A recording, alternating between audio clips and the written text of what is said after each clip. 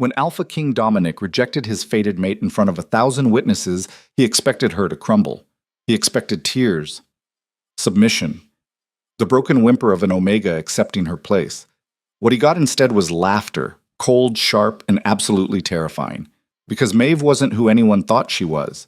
And by the time Dominic realized his mistake, it was already too late to save himself. Stay with me until the end of this story to see how one rejection brought down an entire kingdom. And if you're watching from the Packlands of North America, Europe, or anywhere wolves run free, drop your location in the comments and smash that like button. You won't believe how this ends. But the Grand Hall of the Northern Court had never held so many wolves in one place. Maeve could smell them, hundreds upon hundreds of bodies packed into the vaulted chamber, their scents mingling into something thick and oppressive. Sweat, expensive perfume, the metallic tang of dominance that rolled off every alpha in waves. The ceremony had been going on for 3 hours, and her feet ached in the thin canvas shoes they'd given her from the kitchen stores. Not that anyone cared about the comfort of a servant. She stood at the very back of the hall, pressed against the cold stone wall where the shadows were deepest. This was where people like her belonged during events like this. Out of sight, close enough to be summoned if needed, but far enough away not to offend anyone's delicate sensibilities with her presence. The mating ceremony of the Northern Court was supposed to be the event of the century. Alpha King Dominic Blackwater, ruler of the largest pack territory in North America, was finally going to announce his chosen mate. For months, noble families had been parading their daughters through the palace, each one more beautiful and accomplished than the last. Lady Serena Ashford had been the favorite, daughter of the High Council's wealthiest member, educated in Switzerland, trained in diplomacy and pack politics since birth. Maeve had served them all, had brought them tea and small cakes while they simpered and posed in the drawing rooms, had cleaned up after their lavish dinners and listened to them discuss her king as if he were a prize to be won rather than a person. Her king. The thought made her stomach twist even now. The mate bond had snapped into place 6 months ago, during a random Tuesday afternoon while she'd been scrubbing pots in the kitchen. Dominic had walked past the service entrance, probably didn't even know there was a kitchen there, and the world had simply rearranged itself. Every cell in her body had screamed mine with such intensity she'd dropped an entire rack of copper cookware. The crash had been tremendous, echoing through the stone corridors like thunder. Cook had screamed at her for 20 minutes straight, while Maeve had stood there, trembling, trying to understand what had just happened. But Maeve had been poor her entire life. Poor enough to know that some things weren't meant for people like her, no matter what fate decreed. So she'd kept her mouth shut, kept her head down, kept scrubbing pots and serving tea and pretending her wolf wasn't howling itself raw every time Dominic walked by without seeing her. 6 months of torture. 6 months of watching him smile at Lady Serena during state dinners while Maeve poured wine with shaking hands. 6 months of lying awake in her cramped servants' quarters, feeling the bond pull and ache and beg for acknowledgement that would never come. She'd thought about running, about disappearing into the wilderness and living as a rogue rather than enduring this constant agony. But rogues didn't last long in the Northern Territories, and something stubborn and self-destructive in her wanted to see this through, wanted to watch him choose someone else, wanted the final proof that she was as worthless as everyone had always told her she was. Attention, please. The voice cut through the crowd's murmur like a blade. Maeve's spine went rigid. Dominic stood on the raised platform at the front of the hall, magnificent in formal black. His dark hair swept back to reveal the sharp angles of his face. Even from this distance, she could see the amber glow of his wolf in his eyes. At 28, he was in his prime, powerful, wealthy, and according to pack law, required to choose a mate before his next birthday or risk challenges to his throne. The platform where he stood was carved from a single piece of black marble, imported from Italy at enormous expense. Torches burned in silver sconces along the walls, their light catching on the jewels that dripped from every noble throat in attendance. The ceiling soared 40 feet overhead, painted with scenes of the great wolf battles that had shaped pack history. It was designed to impress, to intimidate, to remind everyone who entered exactly how much power the Northern Court commanded. Maeve had cleaned this hall 100 times, had scrubbed blood out of the marble after dominance challenges, had polished those sconces until her hands cramped. She knew every crack in the floor, every loose stone in the walls. This place held no mystery for her, no grandeur, just memories of back-breaking work and the constant fear of being noticed by the wrong person. Thank you all for gathering tonight, Dominic continued, his voice carrying easily across the silent hall. As you know, this ceremony is not just a personal milestone, but a political necessity.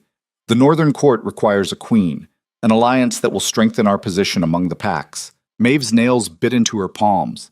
She knew what was coming, had known for weeks, really, ever since Lady Serena had moved into the royal wing and started taking meals at Dominic's right hand.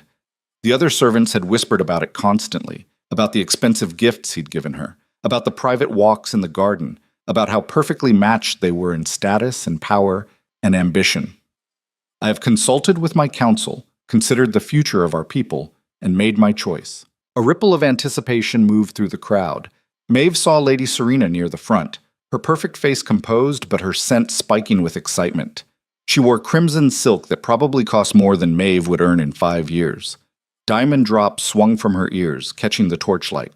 Her blonde hair was arranged in an elaborate updo that had probably required 3 servants and 2 hours to achieve. She looked every inch a queen already. Maeve looked down at her own rough cotton dress, at the stains on her apron that wouldn't come out no matter how hard she scrubbed, at her hands, red and chapped from years of hot water and harsh soap. The contrast was almost funny. However, Dominic said, and something in his tone made the hair on the back of Maeve's neck stand up. Before I make that announcement, there is another matter that must be addressed. The crowd shifted, uncertain. This wasn't part of the expected program. Beside the platform, Marcus Ashford, Serena's father and the head of the High Council, frowned deeply. He was a thick-necked man with cold blue eyes and a reputation for ruthlessness in both business and pack politics. Maeve had heard the other servants say he'd arranged this match personally, had spent months negotiating the alliance between the Blackwater and Ashford families. He turned, and his eyes swept the crowd with an intensity that made wolves flinch and drop their gazes. Maeve pressed harder against the wall, trying to make herself smaller, invisible, a skill she'd perfected over years of survival.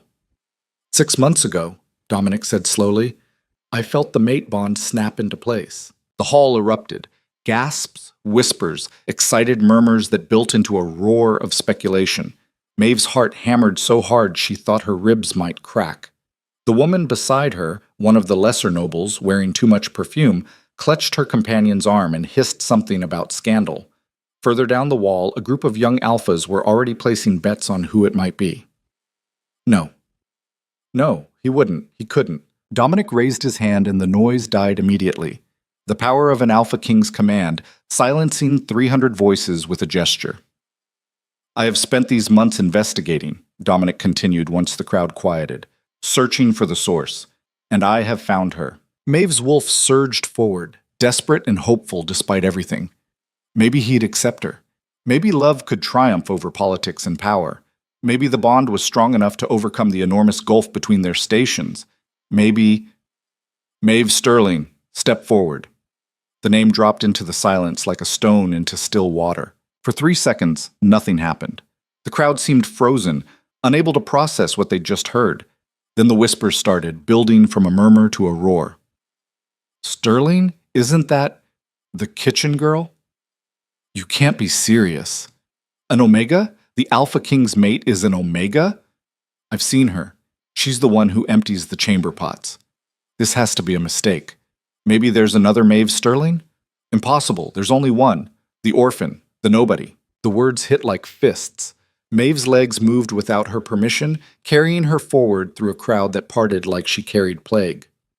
Faces turned toward her, some shocked, some disgusted, some lit with the ugly excitement of people who smell drama and blood. She kept her eyes on the marble floor, counting tiles, focusing on breathing. The pattern was familiar. White marble veined with gold, each tile exactly 2 feet square. She'd mopped these tiles so many times she could walk this path blind. One step, another, another. The walk to the platform felt like it took a year. Every eye in the hall tracked her progress. She heard Lady Serena's sharp intake of breath, heard Marcus Ashford's low growl of disbelief, heard the younger nobles snickering behind their hands, already composing the jokes they'd tell about this for years to come. When she finally reached the steps, she made herself look up, met Dominic's eyes for the first time since the bond had formed. The amber glow was cold, flat, empty of anything resembling warmth. This close, she could see the tight set of his jaw, the way his hands were clenched at his sides. He wasn't happy about this, wasn't pleased or excited or even curious. He looked like a man facing an execution, his own, maybe, or hers. The bond between them pulled taut, singing with proximity, begging for touch, and acknowledgement, and love. He felt nothing. She could see it in every line of his face. "Is it true?" someone shouted from the crowd. Marcus Ashford, his voice carrying the weight of accusation. "Is she really your fated mate?" Dominic's throat worked. For a moment, just a moment, something that might have been regret flickered across his face. Then it was gone, replaced by cold calculation. "She is," Dominic said. His voice held no emotion whatsoever. "The bond is unmistakable." A fresh wave of whispers.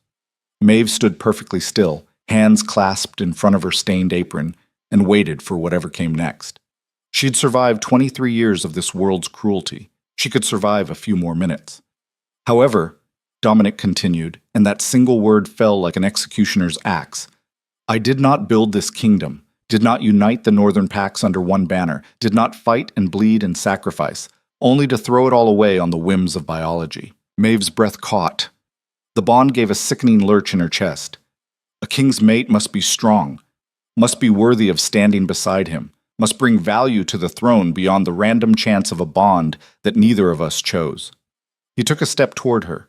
His scent washed over her, pine and smoke and winter nights, and her wolf whined with desperate longing. So close, he was so close.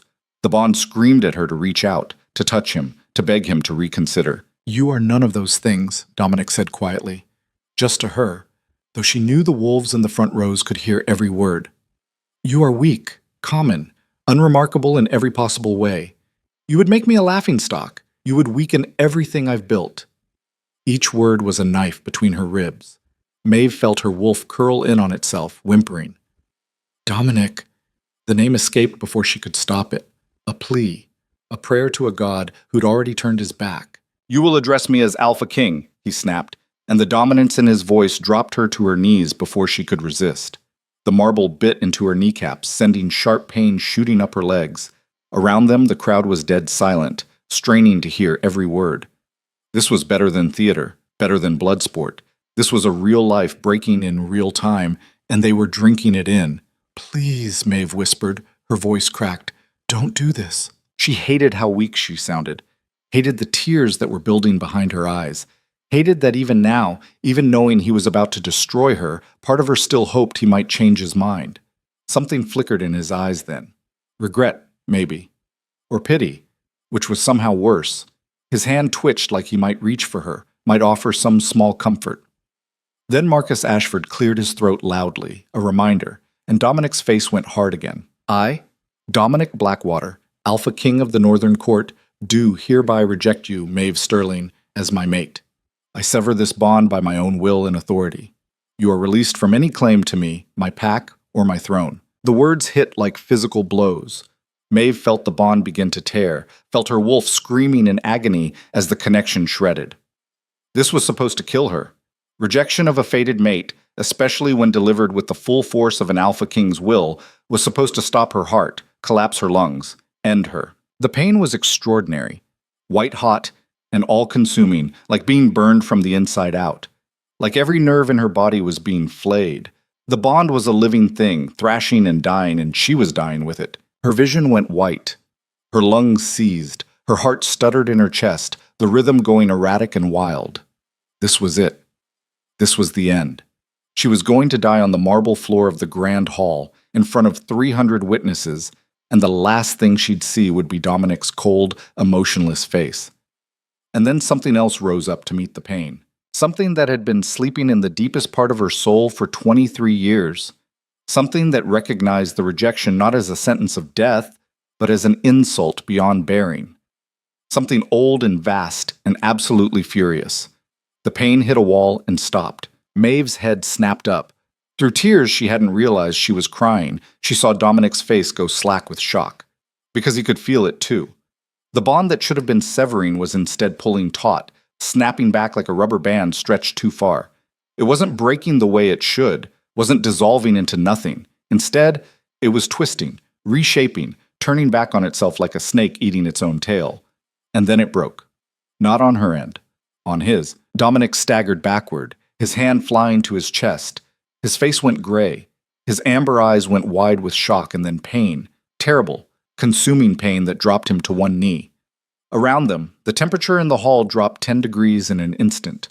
Frost began to creep across the marble in delicate, branching patterns. Maeve rose to her feet. Her body moved with a grace she'd never possessed before, powered by something that wasn't quite human and wasn't quite wolf. The thing inside her stretched, yawned, shook off 23 years of forced sleep like a bear emerging from hibernation. And it was hungry. When she spoke, her voice carried to every corner of the massive chamber without her needing to raise it. It resonated with harmonics that shouldn't exist in a human throat, layers upon layers of sound that bypassed the ears and went straight to the hindbrain. "Did you really think," she said softly, "that you could reject me?" The wolf that had been whimpering inside her went silent. In its place, something else stirred, something that made the marble beneath her feet crack in a perfect circle, radiating outward from where she stood. The sound was like gunshots, sharp, sudden cracks that echoed through the hall. Wolves flinched and backed away from the spreading fissures. "Do you know what I am, Dominic Blackwater?" She took a step forward. He took one back, still on his knees, still clutching his chest like his heart might explode. The bond was killing him. She could feel it, the severed connection turning back on itself, devouring him from the inside out. His wolf was dying. The thing that made him alpha, that gave him power and strength and dominance, was withering like a plant ripped from the soil. Do you know why a kitchen servant has survived 23 years in a world that eats the weak? Why no alpha has ever tried to claim me? Why no dominant has ever been able to hold my gaze? Why I've stayed invisible and unremarkable despite every instinct in your wolves telling them I didn't belong? Another step, another crack in the marble. The fissures were spreading faster now, climbing the walls like veins, racing across the ceiling. Chunks of plaster began to fall, forcing nobles to scatter. "I hid," Maeve said. The tears on her face were drying, turned to frost by the cold radiating from her skin. "I made myself small. I swallowed my power and my rage and my birthright because I was a child when they slaughtered my family. Because I was alone and terrified, and I didn't want to die." The crowd was backing away now, pressing against the walls, their faces white with fear. Because the scent rolling off Maeve wasn't Omega anymore. Wasn't even Alpha. It was something else entirely. Something that made their wolves tuck tail and bare their throats without conscious thought. Something that whispered of ancient power and older magics and bloodlines that predated written history. Marcus Ashford was trying to move toward the door, his survival instincts finally overriding his curiosity. But he was moving too slowly, his wolf too paralyzed by the pressure in the air to let him flee properly. "My name," Maeve said, and now her eyes were beginning to glow, "is Maeve Sterling, last daughter of the Sterling bloodline, last heir to the Silver Throne, last surviving member of the family that ruled all wolves for 10,000 years before your grandfather led the rebellion that murdered them." The shock that rippled through the crowd was almost physical. The Sterling bloodline, the original royal family, the ones who'd ruled before the Great Rebellion 70 years ago, when the noble houses had risen up and slaughtered them to the last child. Except not to the last child. She let the power out. Not all of it. Not even close. Just enough to make her point. Her eyes flooded silver, not the yellow gold of a common wolf, but pure metallic silver that glowed like moonlight, like mercury, like molten starlight.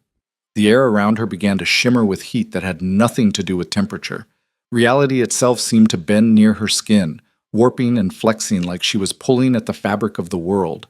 And the pressure that had been building since she'd walked into this hall finally released. 300 wolves dropped to their knees simultaneously. Not bowed. Dropped. Crushed by a dominance so absolute it bypassed choice entirely and went straight to the animal hindbrain that knew predator from prey.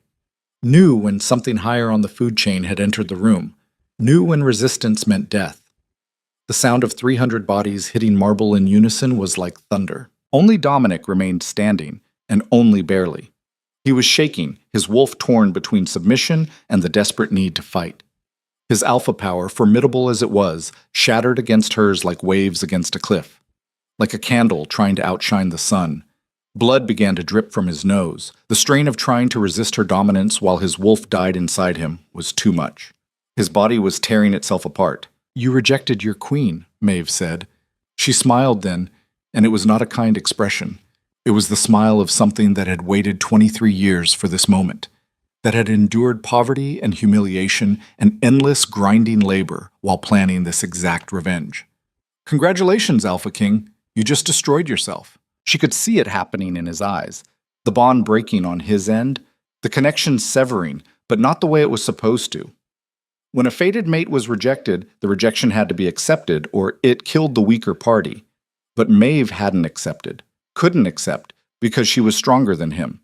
So much stronger that the very concept of him rejecting her was laughable, which meant the rejection was bouncing back and Dominic was effectively rejecting himself. His wolf was dying. She could smell it, the slow death of the beast inside him, withering and cracking like a tree in drought. The amber glow in his eyes was fading, being replaced by ordinary brown. Human brown, powerless brown. He'd survive, but he'd be broken. Half of what he was, forever. A king without a wolf. A joke. A cautionary tale. The justice of it was beautiful. Maeve. Lady Serena's voice cut through the shocked silence. She'd managed to get to her feet somehow, was standing near the platform with her hands clenched at her sides. Her perfect face was twisted with rage and disbelief.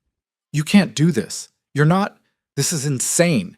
You're nobody. You're nothing. You can't just. Maeve turned to look at her. Just looked. Serena's words died in her throat. Whatever she saw in Maeve's silver eyes made her take an involuntary step backward. I am the Silver Sovereign, Maeve said quietly. I am the bloodline your ancestors spent 3 generations trying to eradicate. I am the wolf your grandfather had nightmares about, the power your father paid blood mages to suppress, the throne your pathetic king was too blind to recognize. She walked down the platform steps. The crowd scattered before her like leaves in a storm, wolves scrambling over each other in their desperation to get away from her. Some were weeping, others had lost control of their bladders from pure terror. The instinct to flee was overwhelming, but her dominance kept them pinned in place, forced to kneel and watch and bear witness. For 23 years, I served you. I cleaned your floors and washed your dishes and kept my head down while you spit on me and called me trash, while you worked me until my hands bled, while you treated me like I was less than nothing. The cracks in the marble were spreading faster now, following her footsteps, climbing the walls like veins. The torches were guttering out one by one, their flames unable to survive the cold that radiated from her skin. The only light in the hall came from her eyes, silver and cold and merciless. I could have killed you all 1,000 times over. I could have burned this palace to bedrock with a thought. Could have torn you apart with my bare hands and fed your remains to the crows. A woman near the front, one of the minor nobles who'd always been particularly cruel to the servants, sobbed openly. Maeve remembered her, remembered being slapped across the face for serving tea that wasn't hot enough, remembered being forced to clean the same room 3 times because a single candle was crooked. But I didn't, because I am not my family. I am not cruel for cruelty's sake. I don't rule through fear alone. She stopped in front of Dominic, who had collapsed to his knees now, one hand still pressed to his chest as his wolf died inside him. Tears streamed down his face, blood dripped from his nose and ears, the physical manifestation of his internal destruction. In a matter of minutes, he'd gone from the most powerful alpha in North America to this broken, bleeding thing.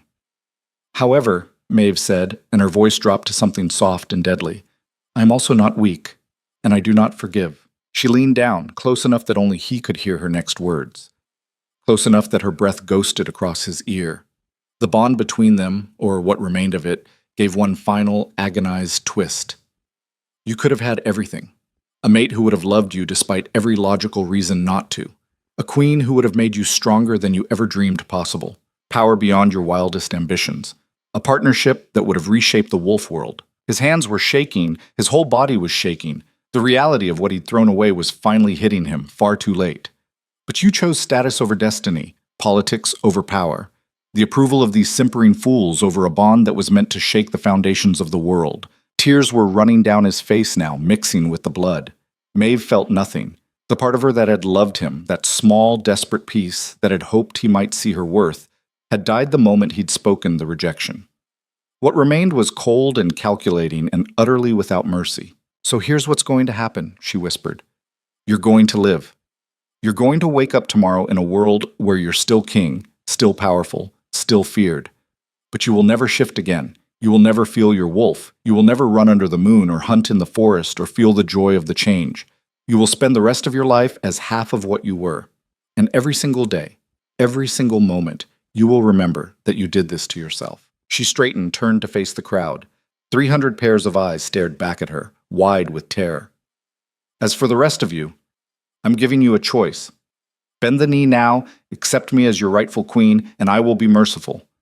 I will guide you into a new era where power is earned, not inherited, where strength is measured by more than bloodlines and politics. The silver in her eyes intensified until it was painful to look at directly, or refuse. Challenge me.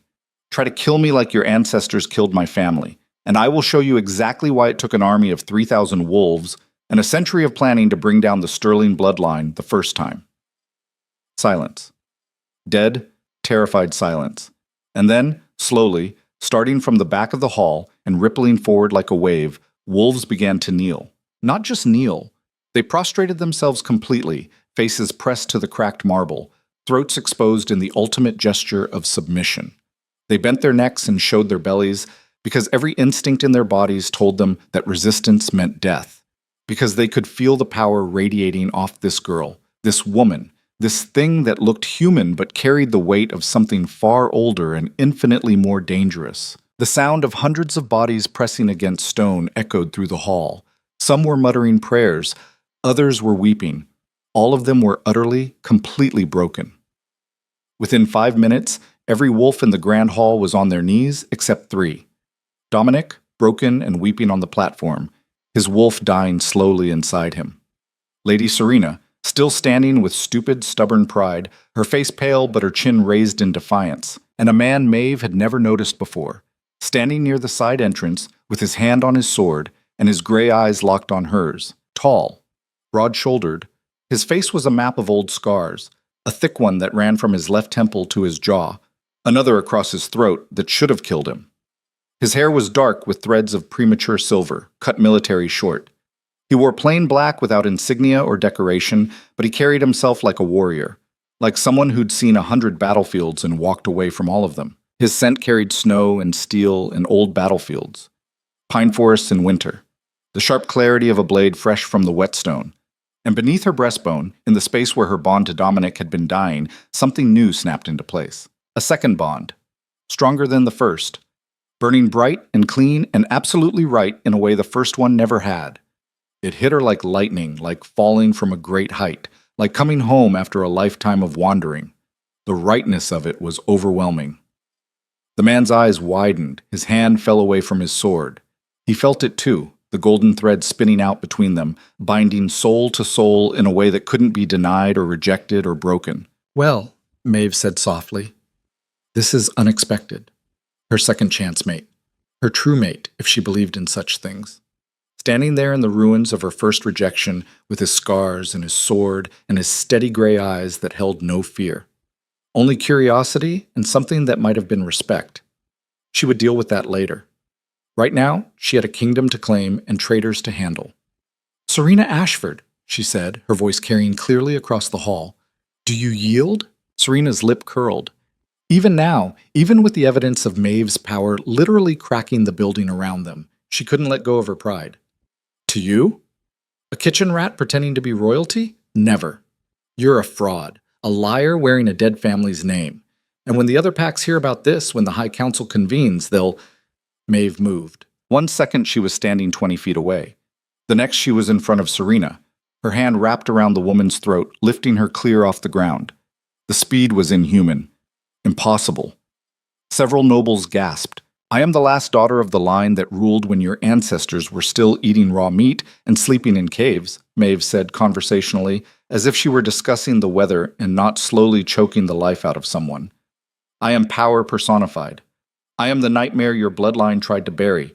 And you, Lady Serena Ashford, are nothing but a spoiled child playing at politics." She squeezed. Not enough to kill. Just enough to make breathing very, very difficult. Serena's face was turning red, then purple. Her hands clawed uselessly at Maeve's arm, her perfectly manicured nails breaking against skin that felt like iron. "You want to know why I scrubbed your floors? Why I served your tea? Why I let you treat me like dirt for years?" Maeve's voice was still pleasant, still casual. Because I was waiting, watching, learning exactly who you all were, what you valued, what you feared. I was gathering information for the day when I would take everything from you. Serena's eyes were bulging now. Her struggles were getting weaker. So I'll ask you one more time, Lady Serena, and I suggest you think very carefully about your answer. Do you yield? Serena's face had gone from purple to gray. Her mouth opened and closed like a fish. Finally, desperately, she managed a jerky nod. Maeve dropped her. Serena collapsed in a heap, gasping and sobbing, her hands clawing at her bruised throat. The sound of her desperate breathing was loud in the silent hall. Good, Maeve said. She looked down at the pathetic figure at her feet without a trace of sympathy. Let me be clear about what happens next. I am taking the silver throne. Not because I want it. Believe me, there are about 1,000 things I'd rather do than rule over you ungrateful parasites. But because it's mine by right, by blood, and by power that none of you can even comprehend. She turned to survey the hall full of kneeling wolves. Some had their eyes squeezed shut, too terrified to look at her. Others stared with the blank expression of people in shock. A few of the younger ones were still crying. Anyone who has a problem with that can take it up with me personally. Form an orderly line. I'll be happy to discuss your concerns individually. No one moved. No one spoke. The silence was absolute. I will be a fair queen, Maeve continued, pacing slowly in front of the platform. Each step sent new cracks spiderwebbing across the marble. A just queen. I will hear grievances and settle disputes according to law. I will protect the weak and punish the wicked. I will build a kingdom where power is earned through merit, not accidents of birth. She let that sink in for a moment. But I will not be a kind one. Not to those who stood by and let my family be slaughtered. Not to those who built their fortunes on sterling land and sterling blood. Not to those who hunted my people like animals and thought they could erase us from history. Her eyes found Marcus Ashford in the crowd. He was on his knees with the rest, but his face was red with barely suppressed rage. His hands were clenched so tight his knuckles had gone white. She could see the calculations running behind his eyes. How to turn this. How to survive. How to eventually regain power. You will earn my mercy, Maeve said, speaking directly to him now. Or you will learn to fear me. Those are your only options. She looked at Dominic, still kneeling on the platform, his face a mask of agony. The bond between them was almost completely severed now. She could feel it, the last few threads fraying and snapping. In a few more minutes, it would be gone entirely, and he would be just another wolf, just another man, powerless and pathetic and alone. Starting with him. The hall held its collective breath. Dominic Blackwater, you are stripped of your title as Alpha King. You will retain your wealth and your lands. I'm not a monster, but you will no longer rule. You will live out your days as a cautionary tale about the dangers of rejecting what fate offers you. Dominic's head bowed. He didn't protest, couldn't protest. His wolf was too far gone to give him the strength for defiance. Maeve turned to Serena, who was still on the ground, one hand pressed to her bruised throat, tears streaming down her face and ruining her perfect makeup. And you, Lady Serena, since you wanted so desperately to be queen, to stand beside Dominic and rule the Northern Court, you can have a taste of what that life entails. Serena looked up, hope flickering in her eyes. Stupid girl. She still thought this might end in her favor. You will serve in this palace, in the kitchens, specifically, where you will learn exactly how much work goes into maintaining the lifestyle you've taken for granted your entire life. The hope died. Serena's face went from pale to white. You can't. I can, Maeve said simply. I'm the queen. I can do whatever I want. That's how power works, Lady Serena. I thought you understood that. She looked around at the sea of kneeling wolves, at the broken king and the humiliated lady, and the mysterious stranger with the new bond burning between them like a star. This ceremony is over, she announced. You are all dismissed. Return to your homes. Spread the word far and wide. Call every pack from the Arctic to the Gulf. Tell them the Sterling bloodline has returned. Tell them the age of pretenders is finished. Tell them a new queen has risen, and she remembers exactly what was done to her family. She started toward the exit, and the crowd parted before her like she carried plague. Wolves scrambled over each other to get out of her way, pressing themselves against the walls, some even climbing onto the damaged platform to avoid being in her path. At the door, she paused, looked back at the man with gray eyes. Her second chance mate, apparently, because fate had a sick sense of humor and excellent timing.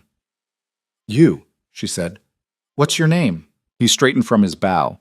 He'd been kneeling with the rest, she realized, showing respect without fear. His movements were economical, military precise. When he met her eyes, there was no terror in them, only curiosity and something that might have been respect in the same bone-deep recognition she felt singing through the new bond. Alistair Kane, my lady, General of the Eastern Guard. His voice was deep, rough-edged, the voice of someone who'd shouted orders across battlefields and whispered comfort to dying soldiers. A voice that had seen the worst of this world and survived it. Walk with me, General Kane, Maeve said. We have much to discuss. She saw him hesitate for just a fraction of a second, saw him glance at the devastation around them, the cracked marble, the broken king, the terrified nobles, making calculations, deciding if following her was wisdom or suicide. Then he nodded and fell into step beside her. As she walked out of the grand hall with her head high and her power radiating off her skin in waves, as she left behind the ruins of Dominic's kingdom and Serena's ambitions and the comfortable lies these wolves had told themselves for 70 years, Maeve Sterling, last daughter of the Silver Throne, rejected mate turned sovereign queen, allowed herself one small private smile. She'd spent 23 years hiding, 23 years playing weak and broken and small, 23 years waiting for exactly the right moment to reveal what she really was. Now it was time to reign. Ited. Behind her, in the wreckage of the Grand Hall, Dominic Blackwater felt the last thread of the mate bond snap. His wolf died with a final whimpering cry that only he could hear, and in the sudden terrible silence that followed, surrounded by the ruins of everything he'd built, he finally understood what he'd lost. It was already too late. The corridors of the palace were silent except for the sound of their footsteps, hers light and steady, his heavier with the weight of armor and weapons. Maeve didn't look back to confirm Alistair Kane was following. She could feel him through the bond, a warm presence at her back that felt nothing like the aching wrongness Dominic's bond had carried. They passed servants pressed flat against the walls, eyes downcast, trembling. Word had already spread. The impossible had happened. A Sterling had returned. The kitchen girl was queen. Maeve stopped in front of the council chamber, a massive oak door carved with wolves in various stages of hunt and kill. She'd polished this door 100 times, had listened through it while the High Council made decisions that affected thousands of lives, had been invisible to every important person who'd walked through it. Not anymore. She pushed it open without knocking. The council chamber was exactly as she remembered. A long table of polished mahogany surrounded by high-backed chairs, walls lined with portraits of former kings, windows overlooking the northern forest. 5 men sat around that table, and they all jumped when she entered. Marcus Ashford was there, of course. He'd recovered from the Grand Hall faster than the others, his survival instincts overriding his shock.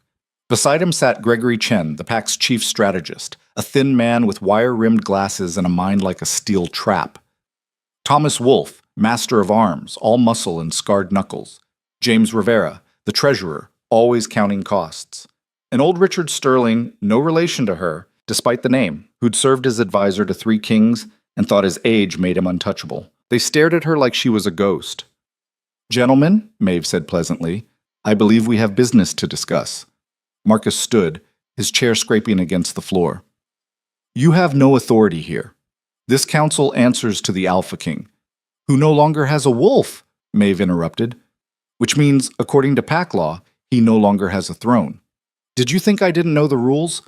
I've spent years listening to you lot debate them. She moved to the head of the table, to the chair that had belonged to Dominic, sat down like she owned it, because she did. You can't just...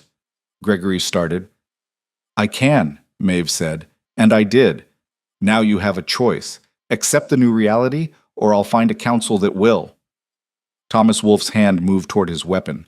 Alistair, still standing by the door, was faster. His sword cleared its sheath with a whisper of steel, the point aimed at Thomas's throat before the older man could blink. I wouldn't, Alistair said quietly. Maeve glanced back at her new mate, seeing him clearly for the first time. The bond hummed with approval. He moved like violence was a language he spoke fluently, like he'd spent his entire life learning to kill efficiently and without hesitation. The scars on his face weren't decorative. They were lessons written in scar tissue. General Kane, she said, you can lower your sword. Master Wolfe was just about to make a wise decision. Thomas's hand moved away from his weapon. Slowly. His face was red with suppressed rage, but he wasn't stupid enough to challenge someone who'd moved that fast. "Thank you," Maeve said. "Now, let's discuss how this is going to work." She leaned back in the chair, studying each of them in turn. "You're going to stay on this council. All of you. Because despite being opportunistic parasites who sold out my family for power, you're also competent. You know how this kingdom runs. You have connections, resources, and I'm going to need all of that." Marcus's jaw tightened. "If you think we'll just—" "I think you'll survive," Maeve said flatly. "That's what people like you do best. You survived the Sterling Purge by switching sides. You survived 3 different Alpha Kings by making yourselves indispensable. You'll survive me the same way." She pulled a sheet of paper from the stack in front of her, meeting minutes from last week. She'd read these before, had found them in the trash when she'd emptied the bins. Now she skimmed them with open contempt. Here's what's changing. First, the servant classes. No more 16-hour days, no more beatings for minor infractions. Fair wages, actual days off. Revolutionary concepts, I know. "The budget can't support," James began. "The budget supports Lady Serena's shoe collection," Maeve snapped. "It can support paying people who actually work." Second, pack law. "We're revising the challenge system. Too many alphas using it to murder their way up the hierarchy." Third, the treaty with the Western packs. "I've read it. It's garbage. We're renegotiating." Gregory leaned forward, his analytical mind already working the angles. "The Western Alpha won't accept new terms without concessions." "The Western Alpha will accept whatever I offer because his economy depends on our trade routes," Maeve said. "And because I'm going to remind him that the Sterling bloodline once ruled his territory too. We can discuss whether he'd like that arrangement to resume." The temperature in the room dropped several degrees. These men had grown comfortable in a world where the Sterlings were dead, where that kind of absolute power was just a story to frighten children. Having it sitting at their table, wearing the face of a girl they'd ignored for years, was clearly causing some cognitive dissonance. "You're insane," Richard said. His voice shook slightly. "You think you can just waltz in here and remake the entire social order? The other packs will never accept this. They'll see you as a threat." "I am a threat," Maeve said. "That's the point." She stood, placing her palms flat on the table. The wood groaned under the pressure. "Here's what you don't understand, what none of you understand. The world you built after you killed my family? It's broken, corrupt. The strong prey on the weak without consequence. Justice is whatever the richest wolf can afford, and you all profit from it, so you tell yourselves it's natural, necessary, the way things have to be." The cracks spreading through the Grand Hall marble were nothing compared to what was happening to the council table. Fissures appeared in the polished wood, racing along the grain. "But it's not natural. It's a choice you made, and I'm making a different one." Marcus stood abruptly, his chair toppling backward. "You self-righteous little bitch. You think you're better than us? Your family ruled through fear and blood magic. They enslaved entire packs, made wolves into puppets dancing on silver strings. That's why the rebellion happened. That's why everyone helped kill them." Maeve's eyes flashed silver. "My family ruled for 10,000 years because they were strong enough to maintain order in a world of chaos. Yes, they were ruthless. Yes, they used every advantage they had. But under their rule, there were laws, structure, protection for those who couldn't protect themselves." She walked around the table toward Marcus, who held his ground through sheer stubbornness. "What happened after they died? 70 years of constant warfare, territory disputes that killed thousands, packs fragmenting and reforming and tearing each other apart. It took Dominic's grandfather 3 decades and a river of blood to create even a semblance of the stability my family maintained through simple dominance." "That's not—" Marcus started. "It's exactly what happened," Maeve said. "I've read the histories. The real ones, not the propaganda you teach children. I know what you did, what you all did." She stopped in front of him, close enough to see the fear he was trying to hide beneath his anger. "So here's what's going to happen, Marcus Ashford. You're going to sit back down.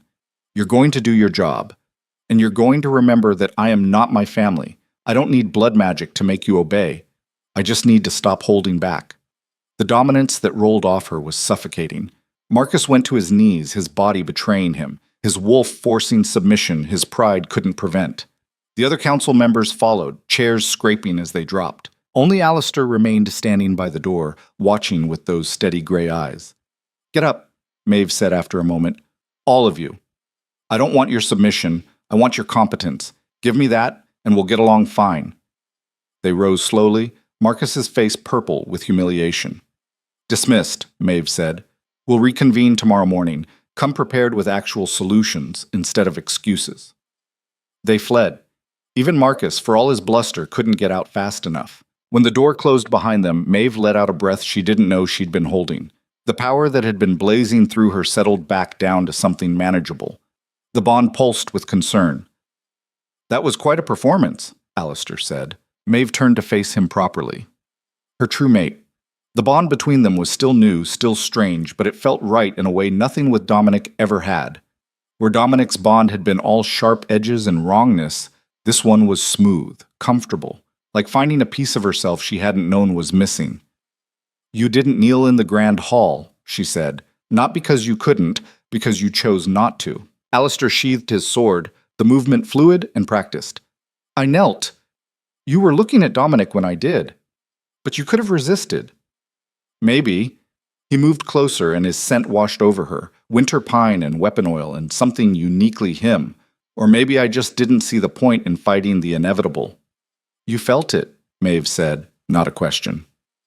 The bond? Alistair's mouth quirked in something that might have been a smile. Hard to miss. Felt like getting hit by lightning. And you're not running. Where would I run to? He stopped a few feet away, giving her space. Respectful. You're my mate. That's not exactly something I can avoid.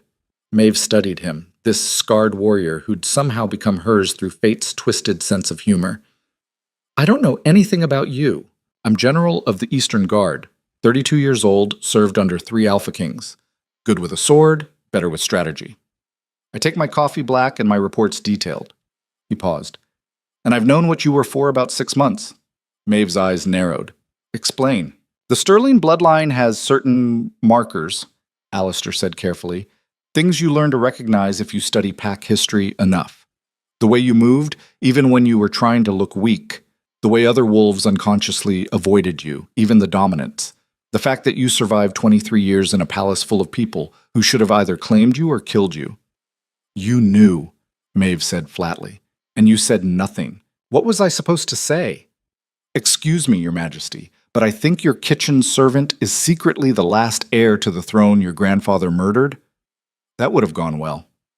Despite everything, Maeve felt a laugh bubble up. It died quickly. You could have exposed me. I could have, Alistair agreed, but I didn't see the point. You weren't hurting anyone, and honestly, I was curious what you were waiting for. The right moment, Maeve said. Was it? Right, I mean? She thought about Dominic's face as his wolf died, about Serena's terror, about 300 wolves forced to their knees by sheer power. I don't know, she admitted. Ask me in a week. The bond pulsed again, warm and steady. Alistair took another step closer. For what it's worth, he said quietly, what you said in there, about changing things? I think it's needed. The system is broken. Has been for a long time. Most of us just don't have the power to do anything about it. And now I do. Now you do, he confirmed. Question is, what are you going to do with it? Before Maeve could answer, the door burst open. A young messenger, barely out of his teens, stood panting in the doorway. His eyes were wide with fear. Your Majesty, he gasped. The Western Packs. They're here. Maeve's blood went cold. Here? At the border, 3,000 wolves. Alpha Marcus Wolf is demanding an audience. The boy's voice cracked. He says if the usurper Sterling doesn't surrender by dawn, he'll burn the palace to the ground. The council chamber went very quiet. How long do we have? Alistair's voice was calm, professional. A soldier assessing a threat. 4 hours until dawn, the messenger said. Maeve's mind raced. 3,000 wolves. Marcus Wolf commanded the largest pack outside the northern court, had been waiting for any sign of weakness to make his move. The timing was too perfect to be coincidence. Someone had contacted him, told him about her revelation, probably promised him the northern territories if he eliminated her. Get me a map, she said, and find out who sent word to the Western Packs. I want a name. The messenger fled. Alistair was already moving toward the weapons cabinet, pulling down swords and assessing their quality. 3,000 is too many for a direct fight.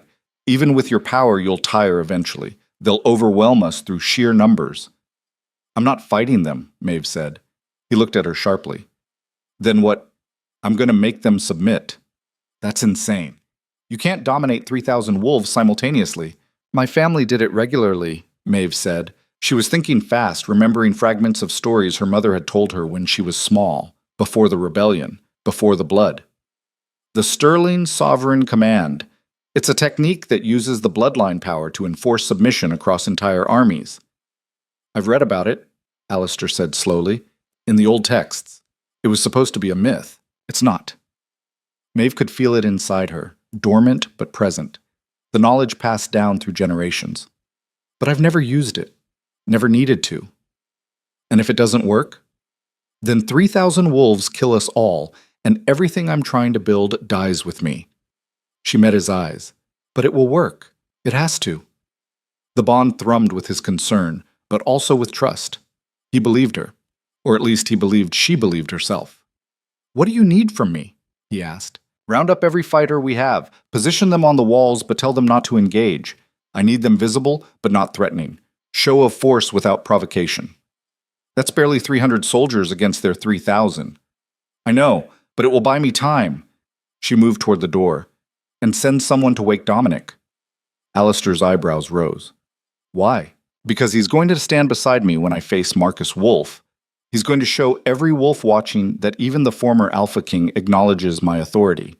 She smiled without humor, whether he wants to or not. The next 3 hours passed in a blur of preparation. Maeve changed into armor that had belonged to her mother, silver plate that had been hidden in the palace vaults for 70 years, waiting. It fit perfectly, molding to her frame like it had been made yesterday. The metal hummed with power, residual magic from a bloodline that had worn it for millennia. Dominic was brought to her in chains. He looked terrible. His face was gray, his eyes dull and lifeless, without the amber glow of his wolf. The rejection had completed its work. He was broken in every way that mattered. You're going to stand with me, Maeve told him, on the walls, when I face Marcus Wolf. Why would I help you? His voice was hollow. Because if Marcus takes this palace, he'll kill you, slowly. You're a symbol of the old regime. He can't leave you alive. She leaned closer. Help me, and you live. Refuse, and you die with everyone else. Maybe I'd prefer death. Maybe, Maeve agreed. But I don't think so. You're not that brave. She left him there and headed for the walls. Dawn was breaking over the eastern mountains when she finally saw them. 3,000 wolves spread across the northern plain like a dark tide. Even from a distance, she could smell them, rage and bloodlust and the bitter scent of wolves who'd traveled through the night looking for war. They'd brought torches, the flames creating a sea of fire that stretched to the horizon. At their head rode Marcus Wolf. He was everything the stories said, huge, scarred, radiating the kind of dominance that came from decades of violence. His wolf was massive, coal-black with eyes like burning amber. He sat on an armored horse, his sword already drawn, his army arrayed behind him in perfect military formation. This was a man who knew how to wage war. Maeve stepped up onto the battlements, her silver armor catching the first rays of dawn. Alistair stood on her right, armored and ready. Dominic was on her left. In chains, his presence exactly the political statement she needed. The two armies stared at each other across 500 yards of open ground. Marcus Wolf's voice carried easily, enhanced by his alpha power. Maeve Sterling, come down from those walls. Face judgment for the crimes of your bloodline. What crimes would those be? Maeve called back. 10,000 years of tyranny, slavery, blood magic that turned free wolves into mindless puppets. His voice dripped with righteous fury. Your family was a disease. We cut it out. If you're truly the last Sterling, then you're the last mistake we need to correct. The wolves behind him howled agreement. 3,000 voices raised in unison, the sound shaking the very stones beneath Maeve's feet. Interesting, Maeve said. Tell me, Marcus, who told you I'd revealed myself?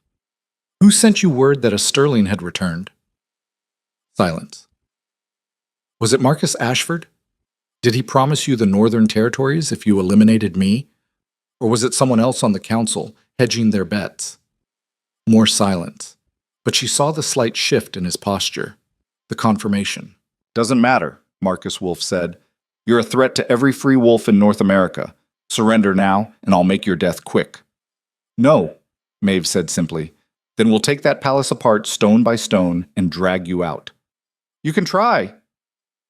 3,000 wolves began to advance. Maeve closed her eyes and reached deep inside herself, past the power she'd used in the Grand Hall, past the dominance she'd wielded against the Council, down to the core of what she was. The Sterling bloodline. 10,000 years of power condensed into her veins. The sovereign command. She'd never used it, had only heard stories, but the knowledge was there, encoded in her blood and bones, passed down through generations of rulers who'd commanded armies with nothing but will and voice. She opened her eyes. They blazed pure silver, so bright that wolves in the front ranks flinched and looked away. And then she spoke. Not loud, barely above a whisper, but her voice carried across the plain like thunder, bypassing ears and striking directly at the wolf soul inside every creature that heard it.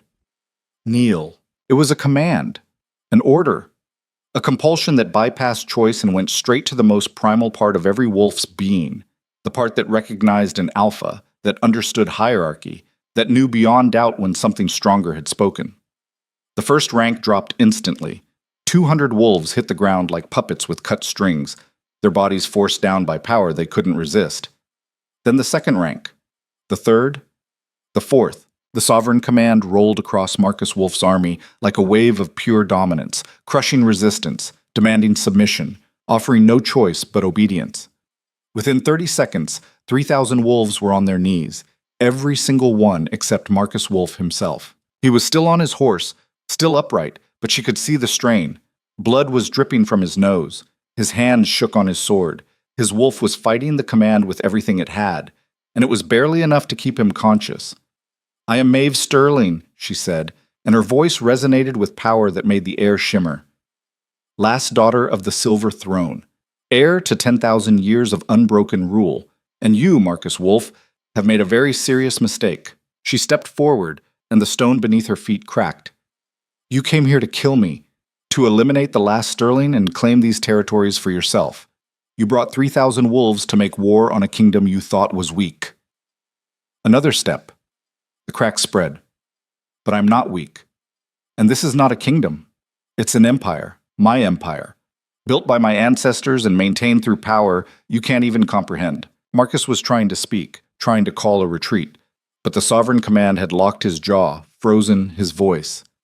Your army is mine now, Maeve said.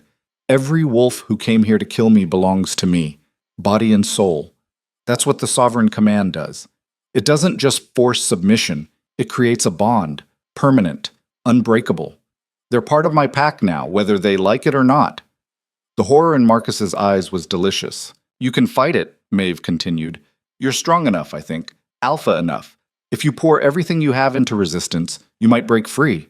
Of course, that would leave you wolfless, like Dominic. And then what use would you be?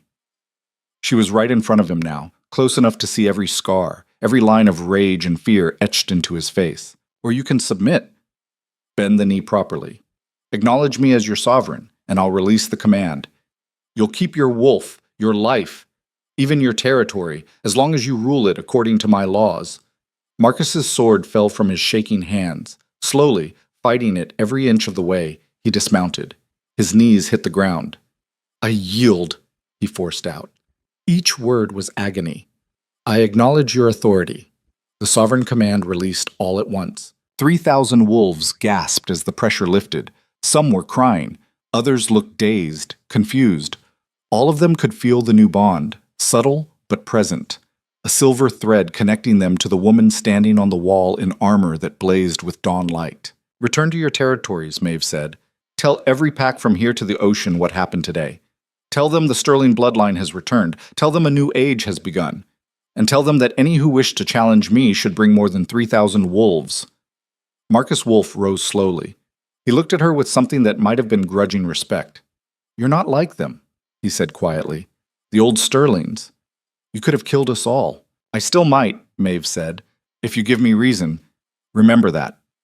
He nodded once. Then he mounted his horse and turned to his army.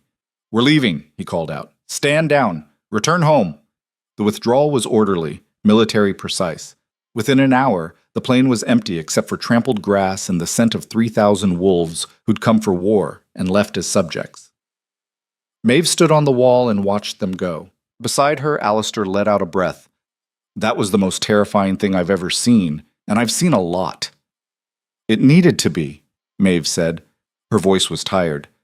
The Sovereign Command had drained her more than she'd expected. Word will spread. The other packs will hear. Some will submit without fighting. Others will challenge me anyway. Let them come, Alistair said. His hand found hers. The bond pulsed warm and steady.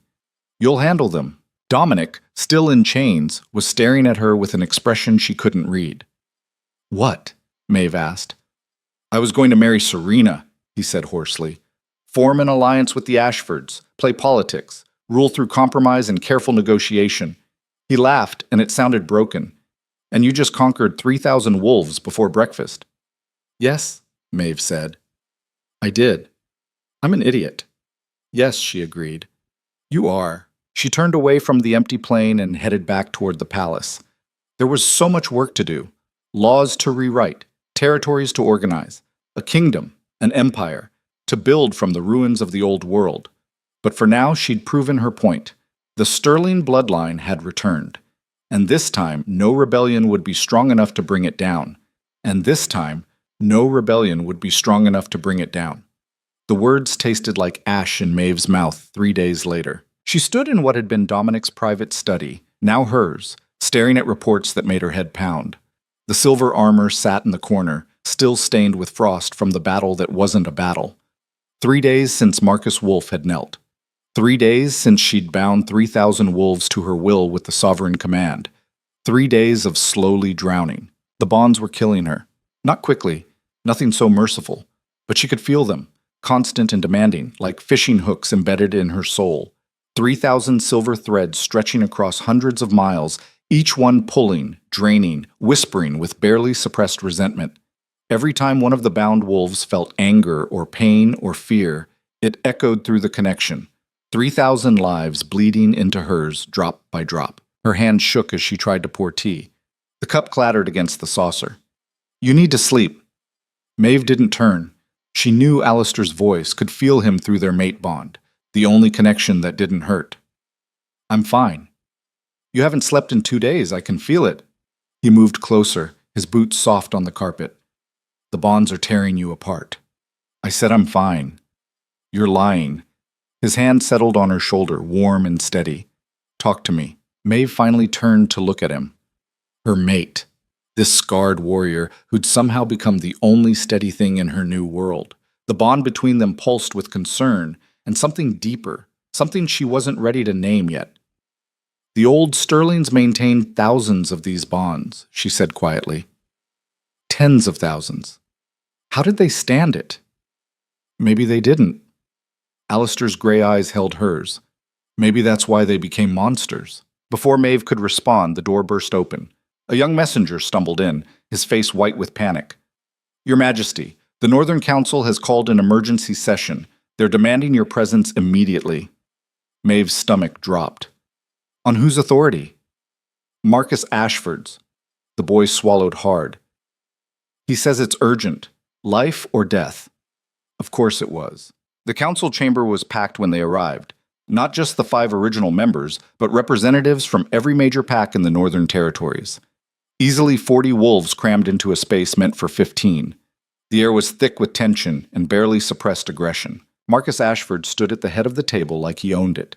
Serena was there too, standing behind her father's chair with a silk scarf wrapped around her throat to hide the bruises.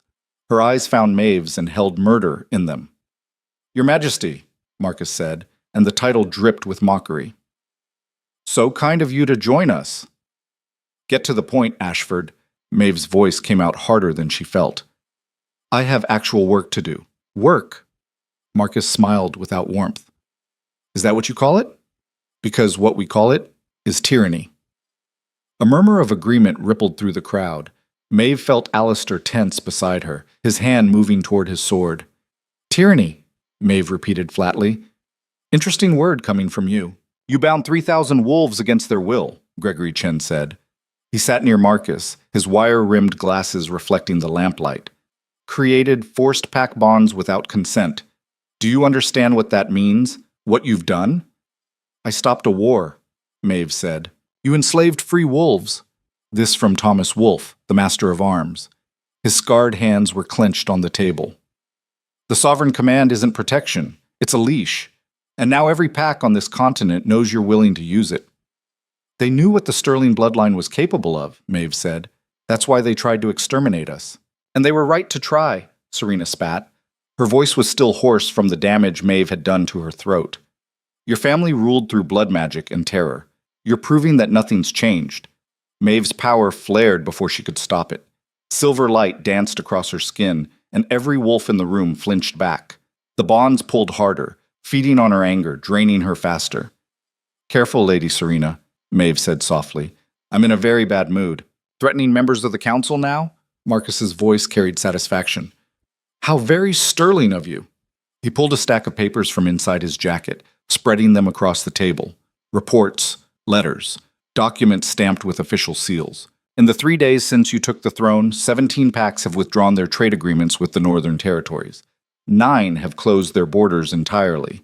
And the Eastern Coalition, every pack from the mountains to the coast, has formally declared you a threat to wolf sovereignty. Maeve's blood went cold. The Eastern Coalition? Alpha Rebecca Frost is leading them, Gregory said quietly. He pushed his glasses up his nose, his analytical mind already working the angles. She's demanding you release Marcus Wolfe's wolves from the Sovereign Command. If you refuse, she's declared blood feud. The room went silent. Rebecca Frost. Maeve knew the name. Everyone did. She was ancient, over 90 years old, and absolutely ruthless. Had held the Eastern Territories through 3 major wars and countless smaller conflicts. Had a reputation for being unkillable and utterly without mercy. How many wolves does she command? Alistair's voice was calm, professional. A soldier assessing a threat. 7,000, Marcus said. He was trying to hide his satisfaction and failing. Maybe more. They're gathering at Iron Ridge as we speak. 7,000. Combined with Marcus Wolfe's 3,000, if he decided to join them, that was 10,000 wolves. And Maeve could barely stand upright with the bonds she already carried. This is your doing, Maeve said. She looked at Marcus Ashford, at the calculation in his eyes. You contacted them, told them about the Sovereign Command, probably promised them I'd be an easy target if they moved fast. Marcus's face gave nothing away, but Serena flinched. Just for a second, but it was enough. Who contacted them doesn't matter, Marcus said smoothly. What matters is they're coming. 7,000 wolves who want you dead, and you can't stop them. Can't I? Maeve's voice dropped to something dangerous. Kill them, and you start a war that never ends, Gregory said. Every pack will see you as a threat that needs to be eliminated. They'll unite against you. And if I try to bind them all with the Sovereign Command? Maeve already knew the answer, but she wanted to hear him say it. You'll burn yourself out, Gregory said bluntly. The Sterling records are clear. Even the strongest sovereigns could only maintain around 5,000 simultaneous bonds. You're already at 3,000, and you can barely function. Add 7,000 more and you'll tear yourself apart. So what do you suggest? Maeve's hands were shaking again. She clasped them behind her back to hide it. Surrender? Give up everything I've built because I'm too weak to hold it? Release the bonds, Alistair said quietly. Let Marcus Wolfe's wolves go. Show Rebecca Frost you're willing to negotiate in good faith. Absolutely not. The words came out sharp. The second I release them, I look weak. Every pack on the continent will see it as proof the Sovereign Command can be resisted. They'll all come for me. They're already coming, Alistair said, 7,000 strong. The bond between them pulsed with frustration. He thought she was being stubborn. She thought he didn't understand what was at stake. What weakness meant when you'd spent your whole life being crushed under other people's boots. There is another option, Gregory said slowly. All eyes turned to him. The old texts mention it. The Sterling Conclave, a gathering of all pack leaders under sacred truce, binding negotiations enforced by ancient magic. That's a myth, Richard Sterling said from his seat at the far end of the table. So was the Sovereign Command until 3 days ago, Gregory shot back. The conclave was how major disputes were settled during the Sterling reign. Each side presents their case. Terms are negotiated. Whatever agreement is reached becomes magically binding. No one can break it without dying. Maeve felt a flicker of hope cut through the exhaustion.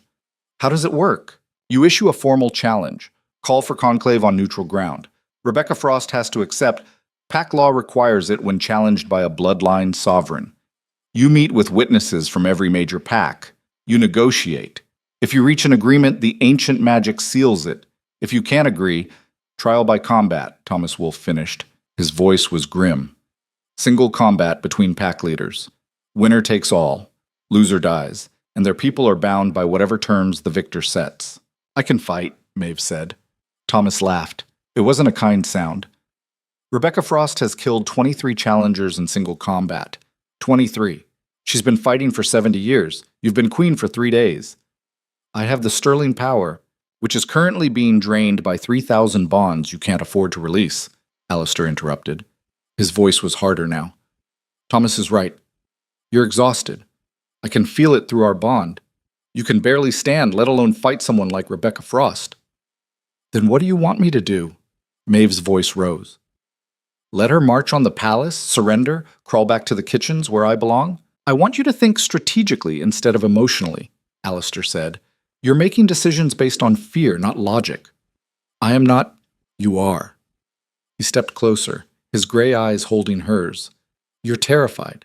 Terrified that if you show any weakness, any mercy, they'll destroy you the way they destroyed your family. So you're holding on to every scrap of power you can grab, even when it's killing you. The words hit like a physical blow. Maeve wanted to argue, to deny it, but the truth sat heavy in her chest. Your Majesty, Marcus said, and his voice carried false sympathy. Perhaps you should take some time to consider your options. Rest, recover your strength. We can reconvene tomorrow. Call the conclave, Maeve said. She didn't look at Alistair. Couldn't. Send word to Rebecca Frost. Formal challenge. Neutral ground. 1 week from today. Your Majesty, I really think you should... Gregory started. That's my decision. Maeve turned toward the door. This meeting is over. She made it halfway to her chambers before her legs gave out. The world tilted. The bonds pulled and pulled and pulled, 1,000 hooks tearing at her soul. Maeve caught herself against the stone wall, breathing hard, silver light flickering across her skin in distress. Alistair was there immediately, his arms around her, holding her upright. I've got you, he said quietly. I'm fine. You passed out standing up. You're not fine. He guided her the rest of the way to her chambers, eased her onto the bed. Maeve's head was spinning. When had she last eaten? Slept? The days had blurred together into one long stretch of crisis and councils and the constant grinding pressure of the bonds. The bonds, she said. Her voice sounded distant. They're getting heavier. Then release them. I can't. Why not? Alistair sat beside her, his hand finding hers. The mate bond pulsed warm and steady between them, the only thing that didn't hurt. Talk to me. Really talk to me. Why is this so important? Maeve closed her eyes. Because my whole life I've been nothing. The orphan, the servant, the Omega everyone looked through like I didn't exist. And now I finally have power, real power. And you want me to just let it go? I want you to survive, Alistair said. There's a difference between being strong and being self-destructive. You don't understand. I understand perfectly. His voice was gentle but firm. You're not doing this to protect the kingdom. You're doing this to protect yourself, to prove you're not weak, not worthless, not the girl who scrubbed floors while noble wolves spit on her. The truth of it burned. You stood on those walls and bound 3,000 souls because you could, Alistair continued, not because you had to, because it felt good to make them kneel, to prove you were stronger, to finally be the one with all the power. Stop, Maeve's voice cracked. I'm trying to save your life, Alistair said, because in a week you're going to face Rebecca Frost in single combat, and if you keep draining yourself like this, she's going to kill you, and I can't... His voice broke. I can't lose you, not when I just found you. Maeve opened her eyes, looked at this scarred warrior who'd somehow become her anchor in the storm. I'm scared, she whispered. All the time. Scared that if I show weakness, they'll take everything. Scared that I'm becoming the monster they already think I am. Scared that maybe they're right to be afraid of me. Then prove them wrong, Alistair said. Be better than your family. Be the queen who chose mercy over vengeance, strength over cruelty. And if that gets me killed, then at least you'll die as yourself instead of as their nightmare. The week passed too quickly. Maeve tried to rest, to recover her strength, but the bonds made sleep nearly impossible. Every night was filled with fractured dreams, 3,000 voices whispering resentment, anger, hatred. She'd wake gasping, silver light flickering across her skin, feeling like she was being torn apart from the inside. Gregory researched the conclave protocols, digging through texts so old they crumbled at the touch. The rules were clear: neutral ground, witnessed by representatives from every major pack, binding negotiations enforced by magic older than written language. If they couldn't reach agreement, single combat decided everything. Winner lived, loser died. And the winner's terms became absolute law, enforced by the same ancient magic that powered the conclave itself. Alistair trained her when she had the energy. Basic combat forms, fighting strategies, ways to compensate for the exhaustion that dogged her every move. But they both knew it wouldn't be enough. Rebecca Frost had 70 years of experience. Maeve had 3 days as queen and a body that was slowly eating itself. On the 5th day, Serena came to her chambers. Maeve was alone, staring at maps of the Eastern Territories, trying to plan for a future she probably wouldn't live to see. She didn't hear Serena enter, the bonds were screaming too loud, but she felt the shift in the air. "If you're here to gloat, save it," Maeve said without looking up. "I'm not here to gloat." Serena's voice was different, quieter. "I'm here to warn you." That got Maeve's attention. She turned to find Serena standing in the doorway, still in servant's clothes, still wearing that silk scarf. But her eyes held something new, something that looked almost like guilt. "Warn me about what?" Serena closed the door behind her, moved closer. "My father didn't just contact Rebecca Frost. He made a deal with her. If she kills you at the conclave, he gets to choose who takes the Northern throne. He's planning to put Dominic back in power and force him to marry me." Maeve's blood went cold. "Why are you telling me this?" "Because you executed David Chen for treason my father committed." Serena's hands clenched at her sides. "An innocent man died while my father walks free, and I stayed silent because I was angry at you, because I wanted you to fail. And now? Now I've spent a week scrubbing floors and emptying chamber pots and being treated like I'm invisible." Serena's voice was raw. "And I understand what it was like for you, what we did to you, and I'm ashamed." Maeve studied her, looking for the lie, the trap. But all she saw was a girl who'd had everything and lost it, and was trying to figure out who she was without the armor of privilege. "What does your father get out of this?" Maeve asked.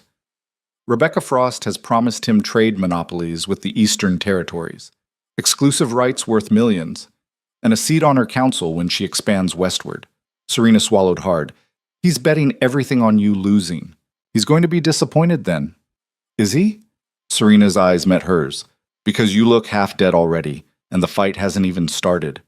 Maeve wanted to argue. Couldn't. Because Serena was right. She could see it in the mirror every morning, the dark circles under her eyes, the way her hands shook, the silver light that flickered across her skin like a failing lamp. "I don't have a choice," Maeve said. "If I release the bonds, I look weak. If I keep them, they kill me slowly. Either way, Rebecca wins." "There's always a choice," Serena said. "You just don't like any of them." After she left, Maeve stood alone in her chambers and faced the truth she'd been avoiding. She was going to lose. The conclave ground was a circle of ancient stones in the mountains between northern and eastern territories. Sacred ground, neutral ground, where pack law had been settled for thousands of years before the Sterling line fell. The stones themselves were carved with runes so old their meaning had been lost to time, but the power in them was unmistakable. The air hummed with it. 7,000 eastern wolves waited on one side of the circle. 300 northern wolves stood on the other. The numbers were obscene, horrifying. Maeve walked through her people toward the center, and she could feel their fear, smell it. They knew this was suicide, knew she was going to die. But pack law required them to witness. Alistair walked beside her, armed and armored, his face carefully blank, but the mate bond sang with anguish. "It's not too late," he said quietly. "Surrender. Negotiate. Live. And then what? Crawl back to the kitchens? Pretend the last week didn't happen? Then build something new, something better, just not like this." Maeve touched his scarred face. "If I die, don't. If I die," she continued, "make sure someone remembers that I tried, that I wanted to change things, that I wasn't just another tyrant." "You're not dying today," Alistair said fiercely. "I won't let you." But they both knew he couldn't stop it. Rebecca Frost stood in the center of the circle, and she was everything the stories promised. Ancient, scarred, radiating power that came from surviving 9 decades of constant warfare. Her hair was white as snow, her face weathered like old leather, her eyes sharp as broken glass. She wore simple leather armor, no ornamentation, no decoration. A warrior who had nothing left to prove. Maeve walked forward to meet her, and the difference was stark. Youth versus age. Desperation versus experience. A girl who'd been queen for a week versus a woman who'd ruled for 70 years.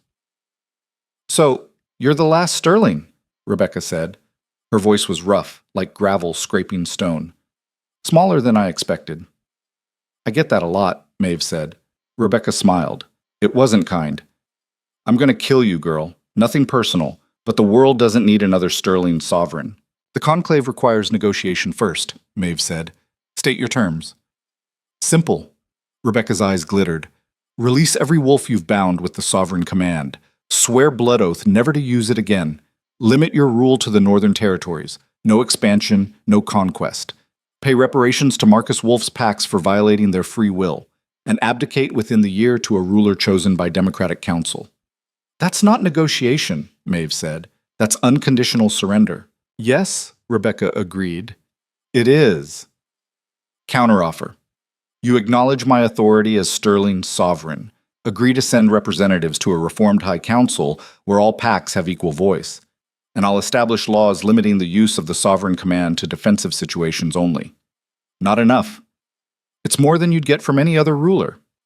"I'd get more from your corpse," Rebecca said pleasantly, "which is what I'll have when this is over." The runes on the stones began to glow. Ancient magic waking, preparing to bind whatever agreement they reached, or to sanction single combat if they couldn't agree. Maeve felt the weight of 7,000 eyes watching, waiting. 300 of her own people who'd followed her here to watch her die. She thought about releasing the bonds. Right now, right here. Showing Rebecca she could be merciful. But the thought made her stomach turn, because Alistair was right. She wasn't holding on to the bonds for strategic reasons. She was holding on to them because they were hers, because they proved she was strong, because letting go felt like admitting she was the weak, worthless Omega everyone had always said she was. "I refuse your terms," Maeve said. Rebecca's smile widened. "Trial by combat it is." The crowd erupted. 7,000 eastern wolves roaring approval. 300 northern wolves standing silent as graves. "When I win," Maeve said, "every wolf here acknowledges my sovereignty.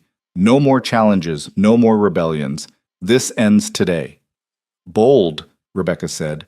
"And when I win, the Sterling line dies with you, and the world moves on without your family's poison." The runes flared bright, sealing the terms, binding them in magic that couldn't be broken.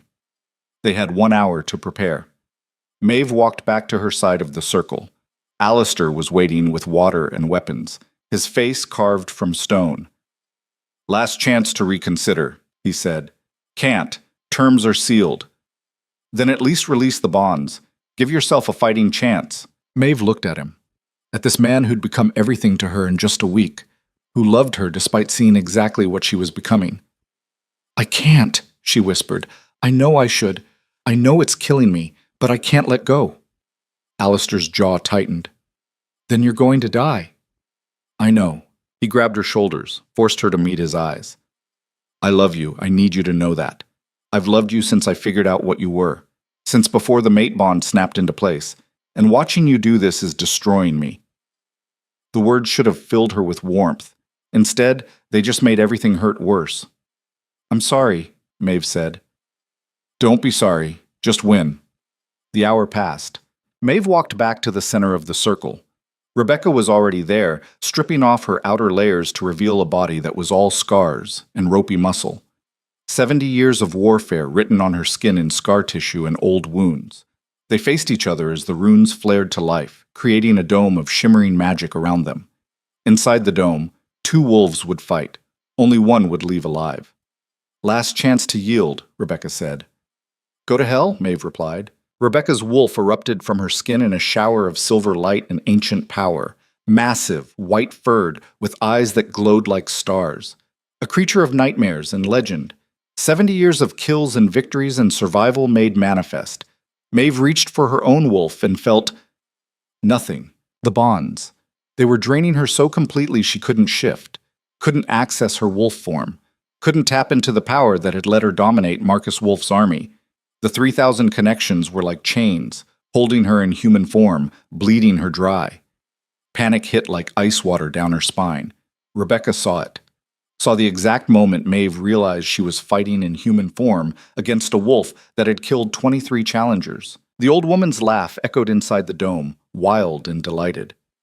"You fool," Rebecca said, her wolf's voice a growl of satisfaction. "You absolute fool."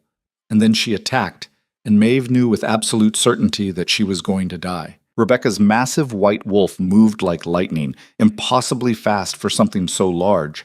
70 years of killing experience compressed into pure predatory grace, jaws wide, teeth like daggers, aiming straight for Maeve's exposed throat. A kill strike. Clean, efficient, final. Maeve threw herself sideways, her exhausted body responding a half-second too slow. Pain exploded across her shoulder as teeth tore through flesh and muscle, ripping deep. She hit the ground hard, her head cracking against stone, rolled desperately, came up bleeding and gasping. The bond screamed in her head, 3,000 voices reacting to her pain, their panic feeding back into her like an echo chamber of terror. The drain intensified. Every drop of strength her body tried to summon for healing got siphoned away, divided among thousands of connections, leaving her weak and human and dying. Rebecca circled, Maeve's blood dripping from her muzzle. Her white fur was pristine except for that splash of red. She looked patient, amused even. Why rush when the outcome was already decided? "You can't even shift," the old wolf's voice rumbled, half-human speech forced through an animal throat, distorted but understandable. "Bound yourself so tight to those 3,000 slaves that you've crippled yourself. What did you think would happen? That your precious bloodline would save you?" Maeve pressed her hand to her shoulder, trying to slow the bleeding. Her fingers came away slick and red. Too much blood. The wound should have been healing already. Sterling wolves healed fast, it was in their nature, but the bonds were drinking up every scrap of power her body produced. "I thought I was strong enough," Maeve said. Her voice came out steadier than she felt, which was something. "I was wrong." Rebecca laughed, the sound harsh and wild. "At least you're honest. Most Sterlings died still believing they were gods among wolves, still convinced their power made them untouchable." She lunged again without warning. Maeve dodged, but barely. Her injured shoulder screaming protest, her legs shaking with exhaustion. Claws raked across her ribs, opening 3 parallel gashes that burned like fire. The pain was extraordinary. The bonds pulled harder, feeding on it, creating a vicious cycle that made it nearly impossible to think. Outside the shimmering dome of conclave magic, 7,000 eastern wolves were howling. A sound of triumph, of victory already won. They could see what Maeve could feel. This fight was over. It had been over before it started. Maeve backed towards the edge of the magical barrier, her blood leaving a trail across the ancient stones. Each breath hurt. Each step was agony. Rebecca stalked after her, taking her time now, savoring this. The great white wolf had waited 70 years to kill the last Sterling. She was going to enjoy it. "Your family ruled through fear," Rebecca said conversationally, as if they weren't in a fight to the death, as if Maeve wasn't bleeding out right in front of her. "Through the sovereign command and blood magic and absolute dominance. They made free wolves into slaves, into puppets dancing on silver strings. Do you know what that was like? Feeling those chains in your mind every moment of every day? Knowing that your thoughts, your choices, your very will could be overridden by someone who thought they were better than you." "No," Maeve admitted. She pressed harder against her ribs, trying to keep pressure on the wounds. The stones behind her were slick with her own blood. "I don't know. I never lived under their rule." "Then let me show you what it feels like to be helpless." Rebecca attacked again, and this time Maeve had nowhere to go. Massive jaws closed around her leg just above the knee, bone-crushing pressure that made her scream. And then the old wolf was shaking her head violently, whipping Maeve around like a child's toy. Something broke with a wet, terrible crack. Maeve's scream cut off as the world spun sickeningly. She hit the ground and couldn't get up. Couldn't even move her leg, just lay there gasping, drowning in pain. The bonds were shrieking now. 3,000 wolves feeling her agony through the forced connections, their panic and horror feeding back into her in waves, creating a feedback loop of suffering that threatened to tear her mind apart. She could feel them. Marcus Wolf's warriors, scared and angry and desperate, pulling at the silver threads that bound them to her, trying to help and only making it worse. Rebecca stood over her, blood and saliva dripping from her muzzle onto Maeve's face. The old wolf's eyes were cold, satisfied. This was justice, those eyes said. This was what happened to tyrants. Any last words, little Sterling? Maeve looked past the massive wolf looming over her, through the shimmering dome of conclave magic to where Alistair stood with their 300 northern wolves, his scarred face carved from pure agony. She could feel him through their mate bond, the only connection that didn't hurt, the only thing in her entire existence right now that felt clean and right. He was screaming at her through the bond, begging her to get up, to fight, to not leave him alone in this world. Beyond him, she could see Marcus Ashford in the crowd, smiling, already counting his profits, already planning how he'd spin this disaster to his advantage. Probably had the speech prepared. Tragic young queen, too inexperienced, bit off more than she could chew. Now let's get back to how things were. And further back, half hidden in the crowd of northern wolves, Maeve saw Serena, no longer smiling, just watching with an expression Maeve couldn't read. Complicated. Conflicted. Maeve thought about her mother, about fragments of memories from before the rebellion, a woman with silver eyes teaching her daughter how to be strong, how to survive, how to hide what she was when the world turned against them. Her mother had died believing the Sterling line would rise again, had died protecting Maeve so she could live to reclaim their throne. And here Maeve was, dying in the same place her family had ruled from for 10,000 years, proving that maybe the world had been right to tear them down. In that moment, staring up at death, feeling 3,000 bonds pulling her apart, tasting her own blood, something clicked in Maeve's mind. She'd been fighting the wrong battle. "You're right," she said. Blood filled her mouth, but she forced the words out anyway, speaking clearly despite the agony. "About everything. My family were monsters. The sovereign command is slavery. And I've been so terrified of being weak, so scared of being the powerless Omega everyone could hurt, that I became exactly what they were." Rebecca's ears flicked forward. Confusion replaced certainty in those ancient eyes. "But you're wrong about one thing," Maeve continued. She could feel it now, the bonds, all 3,000 of them, pulling and draining and desperate. Not trying to hurt her, trying to help, trying to give her strength because the sovereign command had made them Pack, and Pack didn't let Pack die. You think the sovereign command is just a leash, a way to control and dominate, but it's not. Not really. It's a connection, and connections work both ways. Rebecca's growl was a warning. "What are you—" Maeve stopped fighting the bonds. For a week, for every agonizing moment since she'd bound Marcus Wolf's army, she'd been trying to control the connections, trying to keep 3,000 wolves submissive and obedient while holding them at arm's length, keeping them separate from her true self. Maintaining the dominance, staying in control. Because if she lost control, if she let them in, she'd be vulnerable, weak. Everything she'd sworn she'd never be again. Now she opened the floodgates and let them in completely. 3,000 bonds that had been pulling at her, draining her, fighting against her iron grip. They suddenly reversed. She wasn't taking from them anymore. She was asking, not demanding submission or obedience or power, just asking if they'd help her, if they'd lend her their strength, if they'd choose to save her life. And 3,000 wolves, warriors who'd come to kill her, who'd been enslaved against their will, who had every reason to let her die, chose to say yes. The effect was instantaneous and overwhelming. Power flooded through the bonds like a dam breaking. Not the forced, stolen strength of the sovereign command as her family had used it. This was given freely, offered willingly. 3,000 wolves lending their energy, their healing, their life force to the queen who'd bound them, because she'd stopped treating them like slaves and started treating them like Pack. Silver light exploded from Maeve's skin, so bright that wolves outside the dome had to shield their eyes or look away. The conclave stones themselves began to glow in response, ancient magic recognizing what was happening. Her wounds began to heal, not slowly, not the struggling regeneration her body had been trying to manage, but in seconds. Bone knitting back together with audible cracks that made Rebecca step back in shock. Flesh closing, blood flow stopping, the terrible pain fading to nothing. Maeve stood up. Rebecca lunged for her throat, trying to end this before whatever was happening could finish, before this impossible reversal could complete itself. Maeve caught the massive wolf's jaws in her bare hands and held them shut. The strength flowing through her was incredible.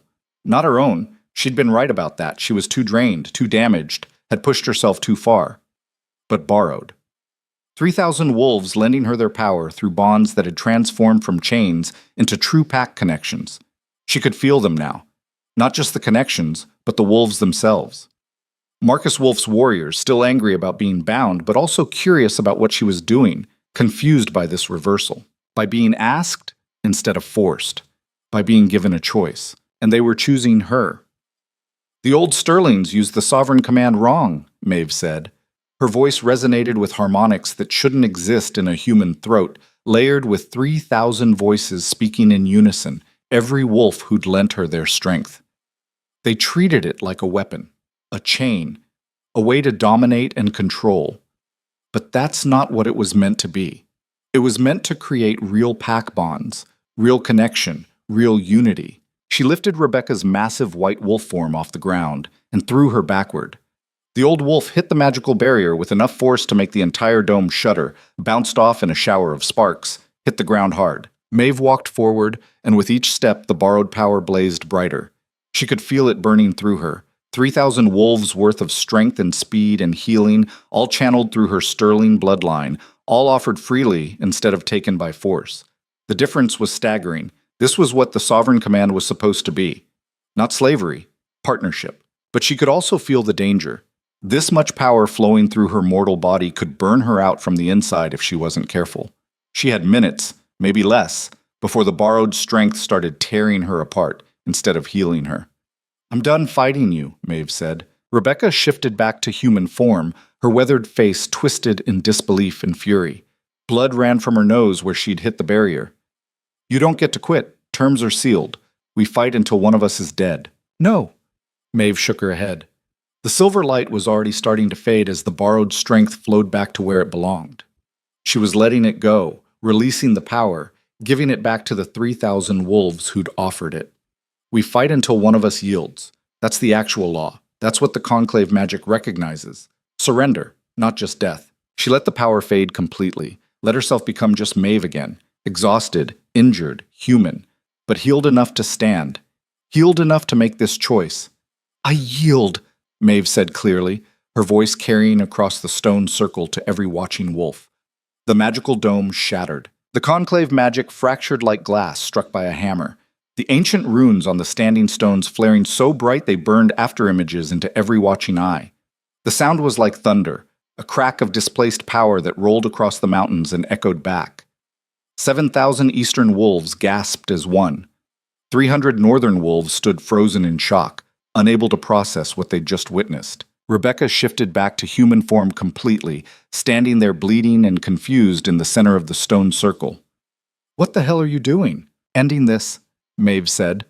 The borrowed strength was completely gone now, flowing back through 3,000 bonds to the wolves who'd given it. She swayed on her feet, exhausted beyond measure, but she stayed upright through pure stubborn will. "You were right. I can't win this fight. Not like this.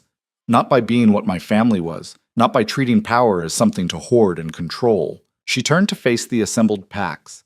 7,000 eastern wolves on one side, 300 northern on the other, all staring at her like she'd lost her mind. Maybe she had. But if she was going to die anyway, and without the borrowed power, Rebecca could absolutely still kill her.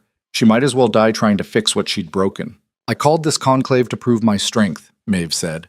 Her voice carried easily across the stone circle, enhanced by residual magic still crackling in the air like static. "To show everyone that the Sterling bloodline had returned, and you should all fear me. To demonstrate that I had the power to make you submit whether you wanted to or not. But that's not what this world needs. That's not what any of us need." Marcus Ashford was pushing through the northern wolves, his face purple with rage. "You can't yield! The terms are sealed by conclave magic. If you yield, Rebecca gets everything she demanded. The northern territories, reparations, your abdication. I know what the terms were," Maeve cut him off, "and I'm changing them." "You can't change sealed terms. Watch me." She looked at Rebecca Frost, this ancient warrior who'd fought for 70 years to keep the eastern territories free from tyranny, who'd killed 23 challengers in single combat, who'd come here expecting to end the Sterling line once and for all. "You said my family ruled through fear and blood magic," Maeve said. "You were absolutely right. They did. They were monsters who treated free wolves like property, and I've spent the last week proving I'm no better than they were. So here are my new terms."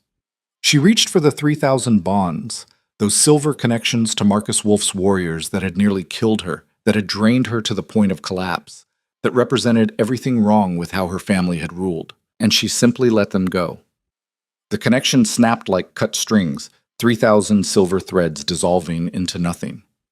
3,000 wolves gasped simultaneously as the weight they'd been carrying for a week suddenly lifted, as the chains in their minds just vanished. Freedom, real, genuine freedom, the kind they hadn't felt since Maeve had bound them on the battlefield. The shock rippled through both armies like a physical wave. Maeve staggered as the last connection severed, as the final drain on her power disappeared. Without the bonds, without the constant pull of 3,000 forced connections, she felt lighter. Weaker, too. She'd never again be able to call on that surge of borrowed strength, but also free in a way she hadn't been since she'd first used the Sovereign Command. Alistair was there immediately, catching her before she could fall, his arms strong and steady around her. The mate bond pulsed with relief and terror, and something that might have been fierce pride. "What are you doing?" he whispered urgently. "Something different," Maeve said. "Something better." She looked at Rebecca, at Marcus Wolf, who'd pushed through the eastern crowd with wonder written across his scarred face, at the 7,000 wolves who'd come here expecting war. "I'm not my family," Maeve said, projecting her voice so everyone could hear. "I don't want to rule through force and fear and chains in people's minds. I want to build something better than that. A council of packs where every territory has an actual voice, not just the illusion of one. Laws that protect the weak instead of just empowering the strong. A world where Omegas don't have to scrub floors until their hands bleed and pray nobody notices them." She paused, gathering her strength. A world where power comes from consent instead of domination. "That's a pretty speech," Rebecca said slowly. She was studying Maeve like a puzzle she couldn't quite solve. "But you just gave up your only leverage. What's to stop me from killing you anyway and taking the northern territories? The terms were sealed. You yielded, which means I won, which means I get everything I demanded." "Nothing," Maeve admitted, "except that I'm betting you're not actually the monster the stories say you are. I'm betting you fought my family because they were tyrants, not because you enjoy killing. I'm betting you want peace as much as I do. You're just smart enough to know it can't be built on slavery and fear." The silence that followed was absolute. Even the wind seemed to hold its breath. Rebecca stared at her for a long moment. Her weathered face was unreadable, ancient eyes calculating odds and angles Maeve couldn't even guess at. Then she did something Maeve never expected. She laughed. Not the cruel, mocking laugh from earlier. This was genuine amusement, rusty from disuse, but real. "You're either the bravest fool I've ever met, or the smartest. I genuinely can't decide which. Can I be both?" Rebecca's smile widened, showing teeth. "You released 3,000 wolves. Just like that. No hesitation. No negotiation. No demands for concessions first." She shook her head. "I came here to kill the last Sterling, to end your bloodline once and for all, and make sure nothing like the old regime could ever rise again. But you're not what I expected. Is that a good thing or a bad thing?" "I don't know yet." Rebecca moved closer, limping slightly from where she'd hit the barrier. She studied Maeve with those sharp eyes that had seen 7 decades of warfare. "Your family ruled for 10,000 years through absolute dominance, through making every other wolf in the world into extensions of their will. You're proposing democracy, equality, shared power.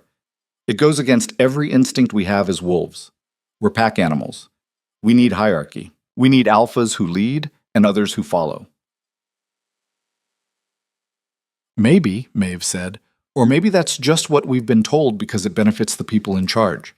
Maybe we're capable of more than that." "Maybe." Rebecca was quiet for a moment, her gaze distant.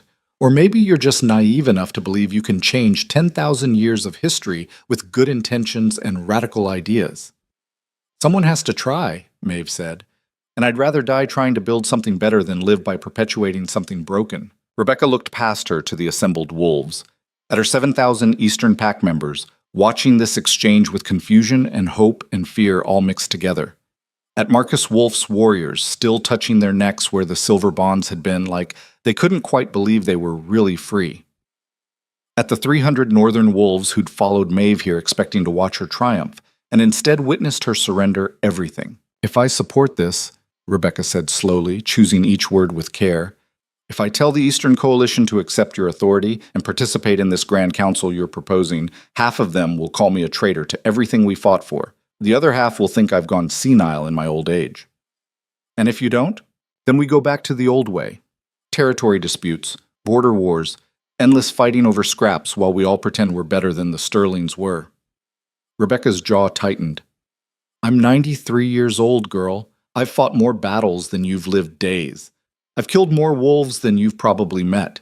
And I'm tired of it. So fucking tired of the fighting and the dying and the same stupid cycle repeating over and over. She turned to face her people, her back straight despite her age, her voice carrying clearly across the stone circle. The Eastern Coalition accepts the Sterling sovereignty, Rebecca announced. Not because we fear her, clearly she's too stupid to use the power she has, but because she's offering something we've never had in my lifetime. A real chance at lasting peace, a system where might doesn't automatically make right. And I'm old enough to want to see that before I die. The shock that rippled through the Eastern wolves was palpable. 7,000 voices rising in protest, argument, confusion. Their leader had just surrendered to a girl who'd yielded to her. It made no sense. It violated everything they understood about power and hierarchy and how the world worked. But Rebecca just stood there, unmovable as the mountains, waiting for them to accept it. Marcus Wolf stepped forward from the crowd. The Western Pacts agree, he said, his rough voice carrying authority. We'll send representatives to this Grand Council. We'll participate in building these new laws. He looked at Maeve with something that might have been respect or might have been wonder. You freed us when you could have kept us enslaved. We won't forget that. One by one, pack leaders began to step forward. Eastern, Western, smaller territories Maeve had never even heard of. Acknowledging her authority, not through force or fear or magical compulsion, but through choice. Through the radical idea that maybe, just maybe, she was offering them something worth trying. Marcus Ashford was screaming, his face apoplectic with rage. This is insane! You're all insane! She's a Sterling! She'll betray you the first chance she gets. This is what they do. They lull you into false security, and then they strike. No, Serena's voice cut through her father's tirade like a knife. She pushed through the crowd, still wearing simple clothes instead of her usual finery, the bruises on her throat visible to everyone. She won't, because she's not them. She stopped in front of Maeve, and for a moment they just looked at each other. Two women who'd been bitter enemies just weeks ago. Who'd hurt each other deliberately and badly. Who'd both been shaped by a system that pitted them against each other instead of letting them find common ground. I was wrong about you, Serena said quietly, though her voice still carried to the nearby wolves. I thought you were just another tyrant wearing a different face, another Sterling who'd say whatever she needed to say to grab power. But you're not. You're actually trying to fix what we broke. I'm trying, Maeve agreed. Doesn't mean I'll succeed. Maybe not. Serena turned to face her father, and her voice hardened. But I'm going to help her try. And if you try to stop us, Father, I'll testify about every deal you made behind the Council's back, every betrayal, every secret negotiation with foreign pacts, every life you traded for profit and power. Marcus Ashford's face went from purple to white. You ungrateful little... I'm grateful, Serena interrupted. For the first time in my privileged, wasteful life, I'm actually grateful. Because you taught me exactly what kind of person I don't want to be. The Northern Pack representatives were murmuring now, Marcus's former allies visibly backing away, distancing themselves from the conspiracy that was unraveling in real time. The smart ones knew which way the wind was blowing. Gregory Chen stepped forward, adjusting his wire-rimmed glasses with characteristic precision. The High Council recognizes Queen Maeve's authority, he said in his quiet, analytical voice. And we will support the formation of the Grand Council she's proposing. It's time for a change. Past time, actually. This is treason, Marcus snarled, looking around desperately for support that wasn't coming. All of you, this is treason against everything we've built. No, Gregory said calmly. This is evolution. And if you can't adapt, you'll be left behind. The conclave ground erupted in discussion, packs arguing with each other and within themselves, trying to figure out what this meant for territories and trade and the thousand small details of actually governing. It was chaotic, messy, democratic in the rawest, most beautiful sense. Maeve felt Alistair's arms around her, holding her upright as the adrenaline finally drained away completely, and the injuries she'd sustained caught up with her. Her shoulder throbbed, Her ribs ached. Her leg was still tender where Rebecca had broken it, even though the borrowed healing had fixed the bone. "You actually did it," Alistair said, his voice full of wonder and relief and love so intense it made the mate bond sing. "You changed the entire game." "I gave up everything," Maeve said. Her voice was getting weaker. The exhaustion was crushing now. "The bonds. The sovereign command.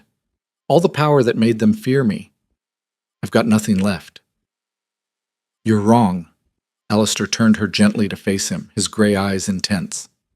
"You gained something infinitely more valuable than fear. You gained their respect, their trust, their willing cooperation. You gave up the power to force them and gained the opportunity to actually lead them. If I don't bleed out first." He laughed, the sound breaking through the exhaustion like sunlight through clouds. "Come on, let's get you patched up properly." They were halfway back to the northern camp, Maeve leaning heavily on Alistair's solid strength, when Rebecca Frost called out, "Sterling, wait!" Maeve turned carefully, every movement painful. The old woman was standing alone, her 7,000 wolves already beginning the long march back to Eastern Territory. But she'd stayed behind. "That was either the most brilliant political maneuver I've seen in 70 years or the most suicidal," Rebecca said. "I still can't decide which." "Why not both?" Maeve managed a weak smile. Rebecca studied her for a long moment. "Your family killed my parents, my siblings, half my original pack when I was barely 20 years old. I've spent 70 years making sure nothing like the Sterling Reign could ever happen again, building walls, making alliances, preparing for the day when someone would try to bring it all back." "I know," Maeve said quietly, "but you're not them."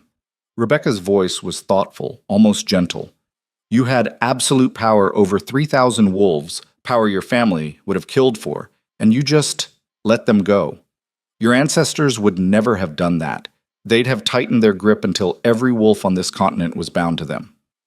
"My family are dead because they couldn't imagine any other way to rule," Maeve said. "True enough." Rebecca paused. "This Grand Council you're proposing, will it have real power, or is it just theater to make the lower packs feel included while you make all the actual decisions?" "Real power," Maeve said firmly, despite the exhaustion making her sway. "Every pack gets a vote. Major decisions require majority approval. No single territory can dominate the others." "Even the northern territories? Even you?" "Especially me," Maeve said. "I don't want to be a sovereign. I want to be a participant in something better." Rebecca's laugh was sharp, but not unkind. "You really are insane, but I like it." She extended her hand, weathered and scarred from a lifetime of fighting. "The Eastern Coalition will support you. We'll send our best people to help draft the new laws. But if you betray this, if you try to become what your family was, I'll kill you myself. Slowly. Are we absolutely clear on that?" Maeve took her hand, feeling the strength in that iron grip. "Crystal clear." "Good." Rebecca released her. "Now go get those wounds properly treated before you pass out and undo all the dramatic impact of your surrender. You look like warmed over death." "I feel like it." "That's what happens when you fight a 93-year-old wolf in single combat." Rebecca's smile was fierce. "Next time, try the radical diplomacy approach first. Saves everyone a lot of blood." She walked away, leaving Maeve staring after her in exhausted amazement. "Did that really just happen?" Maeve asked. "I think so," Alistair said. "Though I'm half convinced I'm hallucinating from stress." "You and me both." The journey back to the Northern Palace took 3 days. Maeve spent most of it unconscious, her body finally crashing completely after running on nothing but adrenaline and stubborn will for too long. When she finally woke up, she was in her chambers, the rooms that had belonged to Dominic, now hers by right of conquest and revolution, with Alistair sitting in a chair beside the bed looking like he hadn't slept since the conclave. "Hey," she said. Her voice came out as a croak. "Hey yourself." He leaned forward immediately, taking her hand like it was precious. "You've been out for almost 48 hours. We were getting worried." "What did I miss?" "Oh, just complete political upheaval and the birth of a new governmental system." Alistair's smile was tired but genuine. "Marcus Ashford has been formally arrested for treason and conspiracy. Gregory's taken over as interim council head until we can figure out proper elections. Representatives from 15 different packs have already arrived for the first official Grand Council session. Rebecca Frost sent 3 of her best legal scholars to help draft the founding documents. And apparently, you're a folk hero now." A what? The Omega who became queen and then immediately gave up absolute power to establish democracy. The servants are writing songs about you. The younger wolves are calling it the Silver Revolution. He squeezed her hand. You're a symbol now. Hope for a better world and all that. Maeve groaned and covered her face with her free hand. That's horrifying. That's politics. Alistair's voice was gentle. How do you actually feel, physically? Like I got mauled by a geriatric wolf and then gave away my ability to heal from it properly. Accurate on both counts. He sobered. You scared me. When you yielded, when you released all those bonds at once, I thought you'd lost your mind, thought I was going to watch you die for your principles. Maybe I did lose my mind a little. No. His voice was firm now, certain. You did what no Sterling has ever done. You chose people over power, justice over dominance. It was brave and terrifying and probably insane, and I've never been more proud of anyone in my entire life. The mate bond hummed with emotion too big for words, love and pride and fierce protectiveness all tangled together. Maeve felt tears prickling at her eyes. I love you too, she said quietly, in case that wasn't completely obvious. Alistair's face broke into a genuine smile, transforming his scarred features. It's obvious now. He kissed her then, careful of her injuries, gentle and reverent. For a moment everything else fell away. The politics and the Grand Council and the impossible task of rebuilding an entire social structure from scratch. There was just this. Just them. Just the bond between them that had somehow become the only thing she was absolutely certain about. A knock on the door broke them apart. Come in, Maeve called, sitting up carefully. Serena entered carrying a tray of food. She changed again, not back to servant's clothes, but not to her old finery either. Something in between. Practical, but well made. Her bruises were fading to yellow-green. You're awake, Serena said. Good. The council's asking when you'll be well enough to attend sessions. They have about 700 questions, and nobody wants to make decisions without you. Tomorrow, Maeve said. Maybe the day after. How bad is it really? Honestly? Serena set the tray down carefully. It's complete chaos. Half the packs want full democracy with equal votes. The other half think you're giving away too much power and will end up with mob rule. Everyone's arguing about representation formulas and whether territories should get votes based on population or land size. The Eastern scholars and the Northern traditionalists are barely speaking to each other, and there are at least 3 different proposals for how to handle the Omega protection laws you mentioned. That's actually good, Maeve said, reaching for a piece of bread. Means they're engaged. Means they care enough to fight about it. If you say so. Serena paused, then added quietly, My father's demanding a trial. Says he was acting in the Northern Territory's best interests the entire time. Of course he is, Maeve sighed.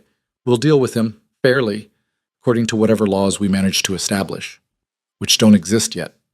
Then we'd better get started writing them. Serena's smile was small but real. You know this is going to take years, right? Maybe decades. Changing this much, this fast, undoing 10,000 years of tradition. It's going to be messy and complicated, and there will be massive setbacks. I know, Maeve said, but at least we're trying. At least we're building something instead of just maintaining the same broken system. Fair enough. Serena moved toward the door, then paused. For what it's worth, I think you could actually be a good queen, if you stopped trying so hard to prove you're not weak and just focused on doing the work. She left before Maeve could respond. Over the next 2 weeks, Maeve recovered enough to attend the first official Grand Council sessions. They were held in the Great Hall, the same room where Dominic had rejected her barely a month ago, though it felt like a lifetime. But the space had been completely transformed. The throne platform was gone, torn down. In its place sat a massive round table that had taken 12 carpenters 3 days to build. 40 chairs arranged in a circle, one for each major pack territory currently represented. Maeve took her seat among them, not at any head position. There was no head to a round table. Just another voice among many. Just another representative trying to figure out how to make this impossible dream actually work. Rebecca Frost sat almost directly across from her, looking amused by the whole thing. Marcus Wolfe was 3 seats to her left, engaged in what looked like a heated but productive argument with one of the Eastern scholars. Pack leaders from territories Maeve had never even heard of filled the other seats, all talking at once, all trying to make themselves heard. The room buzzed with conversation, argument, the messy, beautiful chaos of wolves trying to actually govern themselves instead of just following the strongest alpha. First order of business, Gregory Chen announced from his position as temporary moderator, establishing formal voting procedures and representation formulas. One pack, one vote, someone called out immediately. Keep it simple. That's fundamentally unfair to larger packs, another voice argued. Why should a territory with 500 wolves have the same influence as one with 5,000? Because otherwise the big territories will just dominate everything. Population should absolutely matter. What about land size? What about economic contribution? What about historical significance? The argument exploded across the table like a bomb going off. 40 voices all trying to talk over each other, each convinced their proposal was the obviously correct one. It was chaos. Beautiful, democratic chaos. Maeve sat back and listened, resisting the bone-deep urge to impose order through dominance. This was what she'd wanted, what she'd fought for. The messy reality of actually sharing power instead of hoarding it. Alistair caught her eye from his position near the wall where he stood with the other generals and advisors. He was grinning openly. "What?" she mouthed. "You," he mouthed back, looking very not like a tyrant. She fought down a smile and turned her attention back to the argument, which had somehow evolved into a debate about whether pack age should factor into voting weight. The arguments continued for hours. They solved exactly nothing that first day, or the second, or the third, but slowly, painfully, something was taking shape. Not the sterling empire of old, not the comfortable tyranny of the strong dominating the weak. Something genuinely new. 1 week after the first Grand Council session, Maeve stood on the palace walls at sunset, watching the sun paint the northern forest in shades of gold and crimson. Spring was definitely coming now. She could smell it in the air, new growth, melting snow, the promise of renewal and change. "They're still calling you the Silver Sovereign," Alistair said, joining her at the wall, "even though you keep telling them not to." "I know. Apparently I can change governmental systems but not catchy nicknames. It's because you're the queen who refused to be queen. It's romantic, inspiring." He wrapped his arms around her from behind, and she leaned back against the solid warmth of him. "How are you feeling? And I want a real answer, not the diplomatic one you give the council." Maeve considered, watching the sun sink lower. "Scared," she admitted finally. This could all still fall apart. The Grand Council could dissolve into permanent infighting. The old powers could reassert themselves through manipulation instead of force. We could fail spectacularly and end up with something worse than what we started with. "We could," Alistair agreed calmly. "Or we could succeed. Actually build something that lasts. Change the world for the better. No pressure." He laughed against her hair. "You literally overthrew a kingdom in under 2 weeks and established a completely new system of government. I think you can handle a little political uncertainty." Maeve turned in his arms to face him properly. This scarred warrior who'd become her anchor, her partner, her mate in every way that mattered. "I couldn't do any of this without you," she said seriously. "You know that, right? Good thing you don't have to." He kissed her forehead. "We're in this together, whatever comes." Below them, in the Great Hall, the Grand Council was in session again. 40 packs arguing about trade agreements and territory disputes, and the 1,000 small, crucial details of actually governing themselves. It was loud, chaotic, frustrating, imperfect. It was absolutely beautiful. "Come on," Maeve said, reluctantly pulling away from the comfort of his embrace. "We should get back. They're voting on the Omega Protection proposal today." "You mean they're going to argue about the Omega Protection proposal for 6 more hours and then table it for further discussion?" Alistair corrected with a grin. "That too." They headed back inside together, and Maeve felt something she hadn't felt since before the rebellion that killed her family. Maybe something she'd never truly felt before in her entire life. Hope. Real, genuine hope for a better future. She was still the last sterling, still carried the weight of 10,000 years of bloody history, still had enemies who'd love to see her fail. But she wasn't facing any of it alone anymore. And she wasn't trying to be what her family had been, distant, dominating, untouchable. She was building something new, something messy and imperfect and gloriously democratic. And for the first time since this whole impossible journey had started, Maeve actually believed they might pull it off. 6 months later, she wasn't so sure anymore. The Grand Council chamber, No longer the Great Hall, they'd built a new structure specifically for this purpose, was in chaos. Again, 40 representatives shouting over each other, accusations flying, old resentments bubbling to the surface like poison from an infected wound. Completely unacceptable that the Eastern Territories get veto power. We don't have veto power. We have proportional representation based on, which is just another way of saying the big PACs control everything. If you'd actually read the proposal instead of reacting emotionally, don't you dare condescend to me. Maeve sat at the round table and wanted to scream, or cry, or possibly both. 6 months of this. 6 months of arguments that went in circles, of compromises that satisfied no one, of progress measured in inches when they needed miles. The shining hope of the conclave felt very far away right now. "Order!" Gregory Chen called out, though his voice was getting hoarse from overuse. "Please, can we maintain some semblance of—" "This is a waste of time," Marcus Wolf said, standing abruptly. The big warrior looked frustrated and tired. "We've been arguing about the same voting structure for 3 weeks. Meanwhile, the border dispute between the Northern and Western Territories is escalating toward actual violence. The Omega protection laws are stalled in committee, and half the smaller PACs are threatening to withdraw because they don't feel heard. Then maybe we should simplify the voting structure," Rebecca Frost said. She looked older than she had at the conclave, the last 6 months clearly wearing on her too. 1 PAC, 1 vote. Clean, simple, democratic. "And completely unfair," someone from the Southern delegation argued.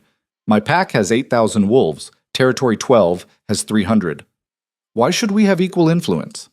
"Because that's what democracy means." "No, that's what mob rule means." The argument exploded again. Maeve closed her eyes and tried to breathe through the headache building behind her temples. This wasn't working. 6 months in, and they were further from consensus than ever. The idealism of the conclave had run headfirst into the messy reality of implementation, and it was dying slowly in a conference room. Enough. Maeve's voice wasn't loud, but something in it made everyone stop. The dominance she'd sworn not to use anymore, bleeding through despite her best efforts. The room went silent. "We're taking a recess," she said. 24 hours. Everyone go back to your quarters, get some sleep. Remember why we're doing this. We reconvene tomorrow at dawn." "Your Majesty, we really need to resolve someone started." "Tomorrow," Maeve repeated, and this time there was no mistaking the command in her voice. "Dismissed." They filed out slowly, still arguing in small groups, carrying their grievances with them like treasured possessions. When the last of them had gone, Maeve put her head down on the table and let out a long, shaky breath. "That bad?" Alistair's voice came from the doorway. "Worse." She didn't lift her head. "I'm failing. This whole thing is falling apart, and I don't know how to fix it." She felt him move closer, felt his hand settle warm and steady on her shoulder. "You're not failing. You're learning. There's a difference." "Is there? Because from where I'm sitting, it looks like I gave up absolute power for the privilege of watching everyone tear each other apart verbally instead of physically. At least they're talking instead of killing each other. Some days I wonder if that's actually better." Maeve finally lifted her head. 6 months, Alistair. 6 months and we haven't passed a single major piece of legislation. The voting structure is deadlocked. The Omega protections are stuck. The border disputes are getting worse. And I can't just force them to agree because that would make me exactly what I said I wouldn't be. "So you're learning that democracy is hard and messy and frustrating," Alistair said. "Welcome to what every government in history has figured out eventually." "Very helpful. I'm being serious." He pulled out a chair and sat beside her. "You thought giving up the sovereign command would solve everything. That once you weren't forcing people to obey, they'd magically work together for the common good. But people are people. They have different interests, different priorities, different ideas about what's fair." "I know that. Do you? Because you're acting like their inability to instantly agree on everything is a personal failure on your part." His gray eyes were gentle but honest. "You can't make them want the same things, Maeve. All you can do is give them a structure to work through their differences without killing each other, which is exactly what you've done. A structure that isn't working. A structure that's 6 months old trying to replace 10,000 years of tyranny. Give it time." Maeve wanted to argue, but she was too tired. The weight of 6 months of frustration sat heavy on her shoulders. She'd been so sure that creating the Grand Council would be the hard part, that once it existed, once everyone had a voice, the rest would follow naturally. She'd been naive. "There's something else," Alistair said carefully. "Something you need to see." He pulled a letter from his jacket, placed it on the table. The seal was broken, but Maeve could still see the crest. 3 wolves circling a crown. The Southern Coalition. "They're calling for a vote of no confidence," Alistair said. 15 packs have signed on. They want to dissolve the Grand Council and return to the old territorial system. Maeve's stomach dropped. 15? That's more than a third of the total membership. I know. If they withdraw, the whole thing collapses. The Eastern and Western territories will see it as proof the system doesn't work. Rebecca will probably pull her support. And then we're right back where we started, except now there's bad blood between everyone and... Maeve. Alistair's hand found hers.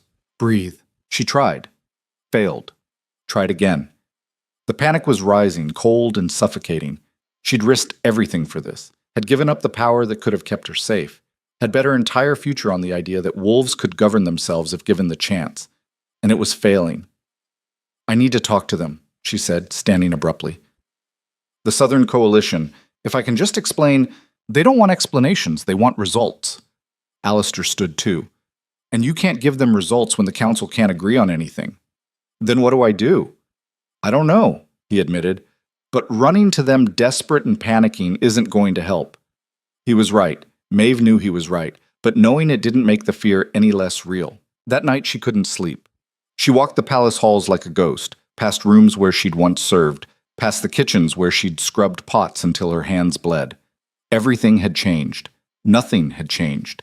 She was queen now instead of a servant, but she was still just one person trying to fix a broken world and failing. She found herself in the old council chamber, the one they'd used before building the new Grand Council building.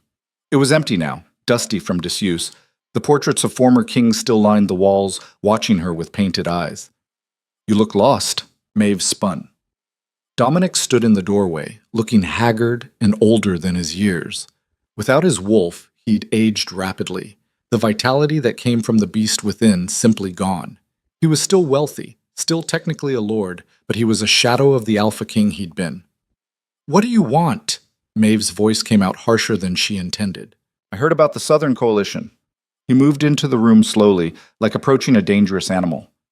15 packs calling for dissolution. That's bad." "Thanks for the observation. I'm not here to gloat." Dominic stopped a respectful distance away. "Believe it or not, I don't want to see this fail." "Why not? You fought against it from the beginning." "Because I was an idiot." His laugh was bitter. "You were my fated mate, and I rejected you for politics, for power, for all the wrong reasons. And now I get to spend the rest of my life as half a person, watching you try to build something better than what I had." Maeve studied him. 6 months ago, she would have felt satisfaction at his misery. Now she just felt tired. "Why are you really here, Dominic?" "Because I've been where you are. Trying to hold together a kingdom that wants to tear itself apart. Trying to make everyone happy and failing." He met her eyes. "You know what I learned? You can't make everyone happy. Someone's always going to be disappointed. Someone's always going to think you're doing it wrong. That's not helpful. I'm not done." He moved closer. "What I should have learned, but didn't, is that you have to stand for something anyway, even when it's hard, even when people hate you for it. Because if you try to please everyone, you end up standing for nothing." "I'm trying to build consensus." "You're trying to avoid conflict," Dominic interrupted. "There's a difference. You gave up the sovereign command because you didn't want to be a tyrant. But now you're so scared of imposing your will that you won't impose anything at all. You won't take a stand, won't push for what you actually believe in." "That's not..." "When's the last time you actually voted in the Grand Council?" Dominic asked. "When's the last time you said, 'This is what I think is right,' instead of just trying to mediate everyone else's arguments?" Maeve opened her mouth, closed it. She couldn't remember. "You're the queen," Dominic said quietly. "Like it or not, people look to you for leadership. Not dictatorship, not tyranny, but leadership. Direction. Vision. And you're so busy trying not to be your family that you've forgotten how to be yourself." He turned to leave, then paused at the door. "For what it's worth, I think what you're trying to do is noble. Probably necessary. But noble ideas don't implement themselves. Someone has to fight for them. Even when, especially when, it's hard." He left Maeve standing alone among the portraits of dead kings, his words echoing in the empty room. The next morning, Maeve called an emergency session of the Grand Council. Everyone came, though the tension was palpable. The Southern Coalition sat together on one side of the round table, their body language defensive and closed off. The rest scattered around, uncertain, waiting to see which way this would go. I've heard about this vote of no confidence, Maeve said without preamble. 15 packs want to dissolve this council and return to the old ways. Before we take that vote, I want to say something. She stood, and 40 pairs of eyes turned to her. 6 months ago, I gave up absolute power because I thought it was the right thing to do. Because I believed wolves could govern themselves if given the chance. I still believe that, but I've been doing this wrong. Confused murmurs rippled around the table. I've been so scared of becoming a tyrant that I've refused to lead at all. I've tried to stay neutral on every issue, to let you all work it out yourselves, to never impose my own vision. And that was a mistake. Your Majesty, Gregory started. Let me finish. Maeve took a breath. Democracy doesn't mean no one leads. It means leaders can be questioned, challenged, replaced if they fail. But there still have to be leaders, people willing to stand up and say, this is what I believe is right, and fight for it. She looked at the Southern Coalition delegates. You want to dissolve this council because it's not working. You're right, it's not working. We've spent 6 months arguing in circles and accomplishing nothing. But that's not because democracy is impossible. It's because we're all too scared to actually commit to anything. That's easy for you to say, one of the Southern delegates said. You're not the one being told your pack doesn't matter because you're too small. You're right, Maeve agreed. I'm not. And here's what I think we should do about it. She pulled out a document, something she'd been working on all night, fueled by Dominic's words and her own growing frustration. A hybrid system. Every pack gets one baseline vote, regardless of size. That's non-negotiable. Every wolf pack has inherent worth and deserves representation. She placed the document in the center of the table. But for certain issues, major territorial decisions, war declarations, things that affect everyone, we add weighted votes based on population. The big packs get more influence on the big issues. The small packs maintain their voice on everything else. That's not pure democracy, someone started. No, it's not, Maeve interrupted. It's a compromise. It's messy and complicated and probably still not perfect. But it's better than what we have now, which is nothing. And it's better than what we had before, which was tyranny. She looked around the table, meeting eyes, refusing to flinch. I'm putting this to a vote, right now. Not a discussion, not a committee review, not another 3 weeks of debate. A vote. And when it's done, whether it passes or fails, we're moving on to the next issue. Because we can't spend forever on perfect and let good enough die while we argue. You can't just, someone protested. I can, Maeve said. I'm still the queen. I still have authority to call votes. And I'm using it. All in favor? Silence. Shocked, uncertain silence. Then Rebecca Frost raised her hand. Aye. Marcus Wolfe followed. Aye. Gregory Chen was next. Aye. One by one, hands rose. Not all of them, some of the Southern Coalition kept their hands down, stubborn and angry, but more than half the council voted yes. Motion passes, Maeve said. We have a voting structure. Gregory, work with the legal committee to draft the specific implementation. I want it ready for review in 1 week. She looked at her notes. Next item. The Omega protection laws have been in committee for 4 months. Here's what I'm proposing. She outlined it quickly, clearly, the framework she'd developed over months of listening to arguments. Not perfect. Not everything everyone wanted, but something real. Something they could actually implement. Vote, she said when she was done. All in favor? This time there was less hesitation. The hands rose faster. Passes. Next item. They worked through the agenda for 6 straight hours. Maeve pushed them, refused to let arguments spiral into philosophical debates called votes when discussion became circular. Not tyranny, people could still vote no, could still argue against her proposals, but leadership, direction, the thing that had been missing. By the time they broke for dinner, they'd passed more legislation than in the previous 6 months combined. The Southern Coalition asked for a private meeting. Maeve met them in a smaller conference room, just her and Alistair and the 15 pack leaders who'd signed the no-confidence letter.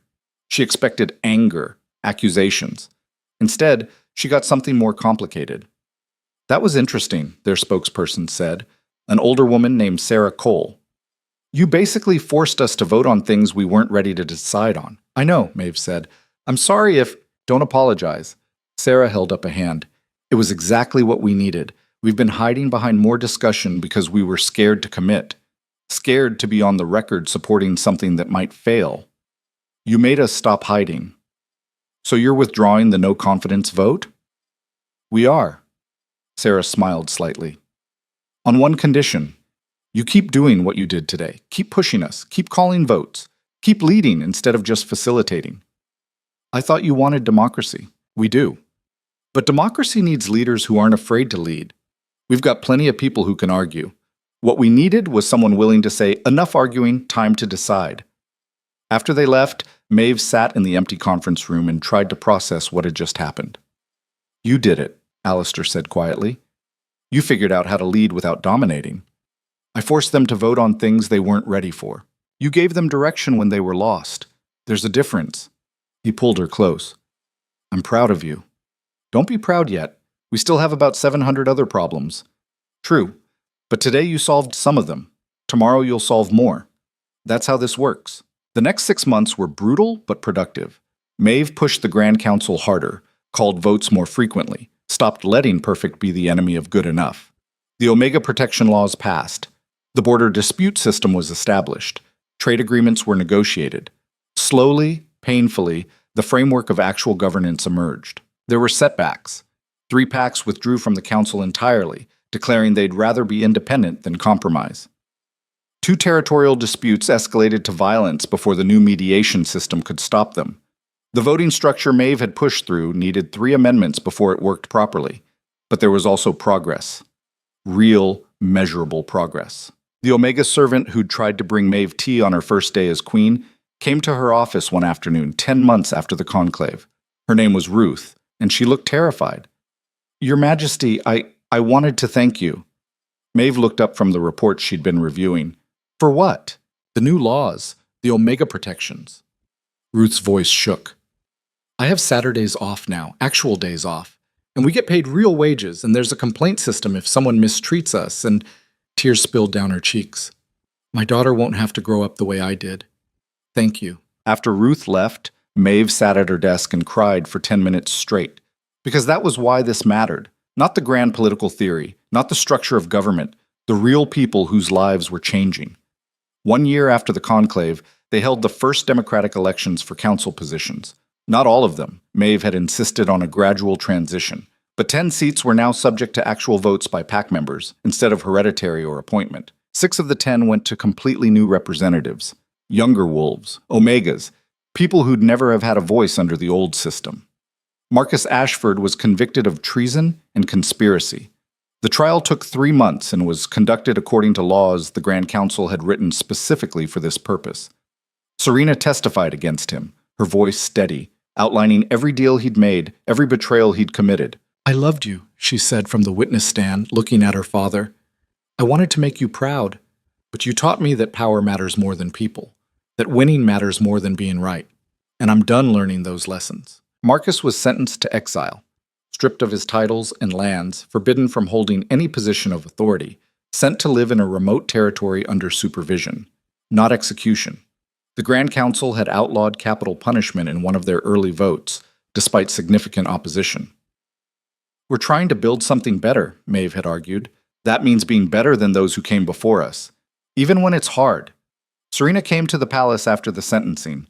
Thank you, she said quietly, for not killing him, for giving him a chance to live differently. Will he take it? Maeve asked. Probably not. Serena's smile was sad.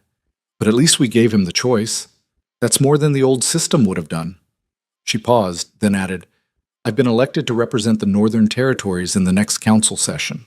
I heard. Congratulations. I'm going to fight you on probably half your policies. Good, Maeve said. That's what democracy looks like. 18 months after the conclave, Maeve stood in the Grand Council chamber and watched 40 representatives argue about tax policy. It should have been boring. Instead, it was beautiful. They were arguing about how to fund infrastructure improvements in the smaller territories. The big PACs wanted proportional contribution based on population. The small PACs wanted flat rates. It was complicated and contentious, and no one was going to be completely happy with whatever they decided. It was perfect. Rebecca Frost caught Maeve's eye and smiled. The old woman was retiring soon, had announced she was stepping down to let younger wolves take over the Eastern Coalition. "I'm 94 years old," she'd said. "Time to let someone else do the fighting." But before she left, she'd pulled Maeve aside. "You did it," Rebecca said. "You actually built something that might last." Might being the key word. Might is all we ever get in this world. Rebecca's weathered face was serious. "But you gave us a chance, a real one. That's more than I ever expected from a Sterling. I'm not my family." "No, you're better." Rebecca gripped her shoulder. "Don't forget that when things get hard again, because they will get hard. Democracy is constant work, constant compromise, constant frustration, but it's still better than the alternative." That evening, Maeve and Alistair walked through the forest near the palace. It was late spring again, 2 years almost to the day since Dominic had rejected her in the Grand Hall, since her entire life had exploded and reformed into something unrecognizable. "Do you ever regret it?" Alistair asked. "Giving up the sovereign command, the absolute power?" Maeve thought about it honestly. "Sometimes, when the council is being impossible and I know I could just force them to agree. When I'm exhausted from arguing and compromising and nothing feels like enough." She took his hand. "But then I remember Ruth crying in my office because her daughter will have a better life. Or I watch Serena stand up to her father even though it terrified her. Or I see new representatives elected who would never have had a voice before. And I know I made the right choice, even though it's harder. Especially because it's harder." She stopped, turned to face him. "The easy thing would have been to keep the power, to force everyone to do what I wanted. But easy isn't always right. And I'd rather struggle to build something good than succeed at maintaining something broken." Alistair kissed her, soft and sweet in the fading light. "Have I mentioned that I love you? Once or twice?" "Well, I do. Even when you're being impossibly idealistic about government reform." "Especially then, I hope." "Especially then," he agreed. They walked back toward the palace, where lights were beginning to glow in the windows. The Grand Council would meet again tomorrow. There would be more arguments, more compromises, more frustration. The work of building a better world was never finished, but it was worth doing anyway. 5 years after the conclave, Maeve stood in the same stone circle where she'd fought Rebecca Frost, where she'd yielded instead of won, where she'd given up everything and somehow gained more than she'd ever imagined. They'd gathered here to commemorate the anniversary, representatives from every pack in the Grand Council, plus observers from territories that hadn't yet joined but were considering it. Hundreds of wolves standing in the mountain air, watching as Maeve prepared to speak. She looked out at them and saw change. Saw Omega representatives standing proud instead of hiding in shadows. Saw young wolves who'd grown up under the new system, who didn't remember what it was like when might made right and power was something you took instead of earned. Saw hope. 5 years ago, Maeve began, I stood in this circle and fought for dominance, for control, for the right to rule you through force and fear. And I lost. Or I thought I lost, because I didn't understand yet that losing that fight was the only way to win what actually mattered. She paused, gathering her thoughts. My family ruled for 10,000 years through absolute power, through magic that turned free wolves into slaves, through dominance that crushed any dissent, and they're gone now. Torn down by wolves who were tired of being controlled, who wanted to be free. But freedom isn't easy. It's not simple. It requires constant work, constant compromise, constant willingness to listen to people you disagree with and find common ground anyway. It means accepting that you won't always get what you want, that sometimes the best solution is one nobody loves but everyone can live with. She looked at Alistair, standing near the front with the other generals. At Serena, now a full council member and one of Maeve's fiercest opponents on economic policy. At Gregory, who'd guided them through 1,000 impossible votes. At Rebecca Frost, ancient and proud, who'd taken a chance on a girl with more ideals than sense. 5 years ago, I gave up absolute power because I thought it was the right thing to do. Today, I know it was. Not because the system we built is perfect, it's not. Not because everyone's happy, they're not. But because we're building something together instead of having it forced on us. Because every wolf in this council has a voice, even when that makes everything complicated and messy and slow. Because freedom is worth the frustration, worth the compromise, worth the constant work of maintaining it. She took a breath. My family's motto was power above all. They ruled through dominance and died for it. The new motto, the one we chose together in the Grand Council last year, is unity through choice. Not unity through force, not unity through chains, unity because we choose it. Every day, even when it's hard. Especially when it's hard. The wolves assembled began to howl, not in submission, not in fear, but in agreement, in celebration. The sound rose and echoed off the mountains, carrying across the territories, a promise and a challenge and a hope all woven together. Maeve stepped down from the speaking stone and walked into Alistair's waiting arms. "Good speech," he murmured against her hair. "I practiced." "I know. I heard you practicing at 3 a.m. She laughed and held him tighter. 5 years. 5 years of impossible work and constant frustration and slow, grinding progress. 5 years of building something better from the ruins of something broken. It wasn't finished. It would never be finished. Democracy wasn't a destination you reached and then stopped. It was a process. A constant choice to keep trying, keep working, keep believing that people could govern themselves if given the chance. But they were doing it. That evening, Maeve returned to the palace and walked past the kitchens where she'd once scrubbed pots until her hands bled. Ruth was there, supervising a staff of servants who worked 8-hour shifts and got paid fair wages and had actual rights. She saw Maeve and smiled. "Your Majesty, working late?" "Always," Maeve said. "How are things down here?" "Good. Really good." Ruth's smile widened. "My daughter's starting school next month, the new Omega education program. She's going to learn to read and write, maybe even go into government work someday." "She'll be brilliant at it," Maeve said. After Ruth returned to work, Maeve stood in the kitchen doorway and let herself feel the weight of what they'd accomplished. Not perfect, not finished, but real, measurable, important. She climbed the stairs to her chambers, no longer Dominic's chambers, truly hers now, and found Alistair already there, reviewing military reports. "The Southern Coalition sent new proposals for the border security system," he said without looking up. "They're actually pretty good. I think we should support them." "Even though they're basically the opposite of what we proposed last month?" "Even though." He finally looked at her and grinned. "Democracy, remember? Sometimes other people have good ideas too." Shocking, Maeve changed out of her formal clothes into something comfortable, joined Alistair on the couch where he was working. They sat together in comfortable silence, her reading through trade proposals while he made notes on military readiness reports. The work of governance.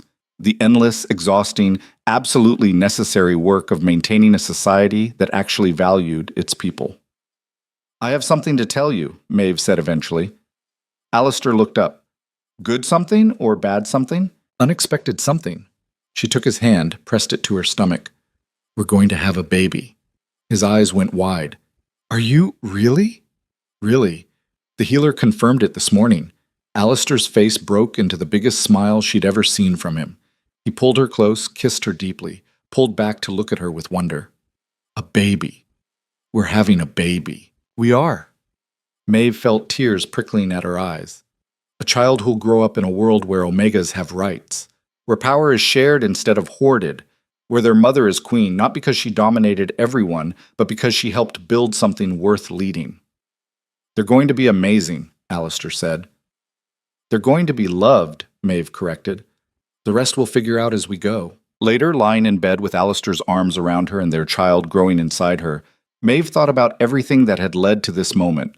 The rejection that had broken her, the power that had nearly corrupted her, the choice to let go and build something better. It hadn't been smooth, hadn't been easy, hadn't been anything like the stories where the hero triumphs and everything magically becomes perfect. But it had been real, and it had been worth it. Because real change, lasting change, wasn't about one dramatic moment of revolution. It was about 1,000 small choices, 1,000 compromises, 1,000 times choosing to keep trying even when it was hard.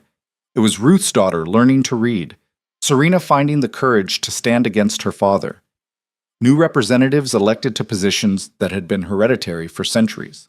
Laws that protected the weak instead of just empowering the strong. It was progress. Slow and messy and imperfect, but real. And tomorrow Maeve would wake up and go back to the Grand Council, where 40 wolves would argue about infrastructure funding or trade policy, or some other incredibly boring but absolutely vital issue. She'd call votes when the arguments got circular. She'd push for compromise when positions got too entrenched. She'd lead without dominating, guide without controlling, prove every single day that there was another way to rule. Not through fear, through hope. Not through chains, through choice. The last Sterling. The kitchen servant who became queen. The girl who gave up absolute power and discovered that sometimes losing is the only way to truly win. Maeve closed her eyes and let herself rest. The mate bond with Alistair warm and steady. The new life growing inside her a promise of the future they were building together. Tomorrow would bring new challenges, new arguments, new problems to solve. But tonight, she could simply be, simply exist in this moment of peace, and know that they were creating something that would outlast them both. Something worth fighting for, something worth the struggle, something better. The Silver Sovereign slept and dreamed of a world where power served the people instead of ruling them, where unity came from choice instead of force, where every wolf, Alpha, Beta, Omega, regardless of birth or bloodline, had a voice that mattered. It was a beautiful dream, and every day they were making it a little more real.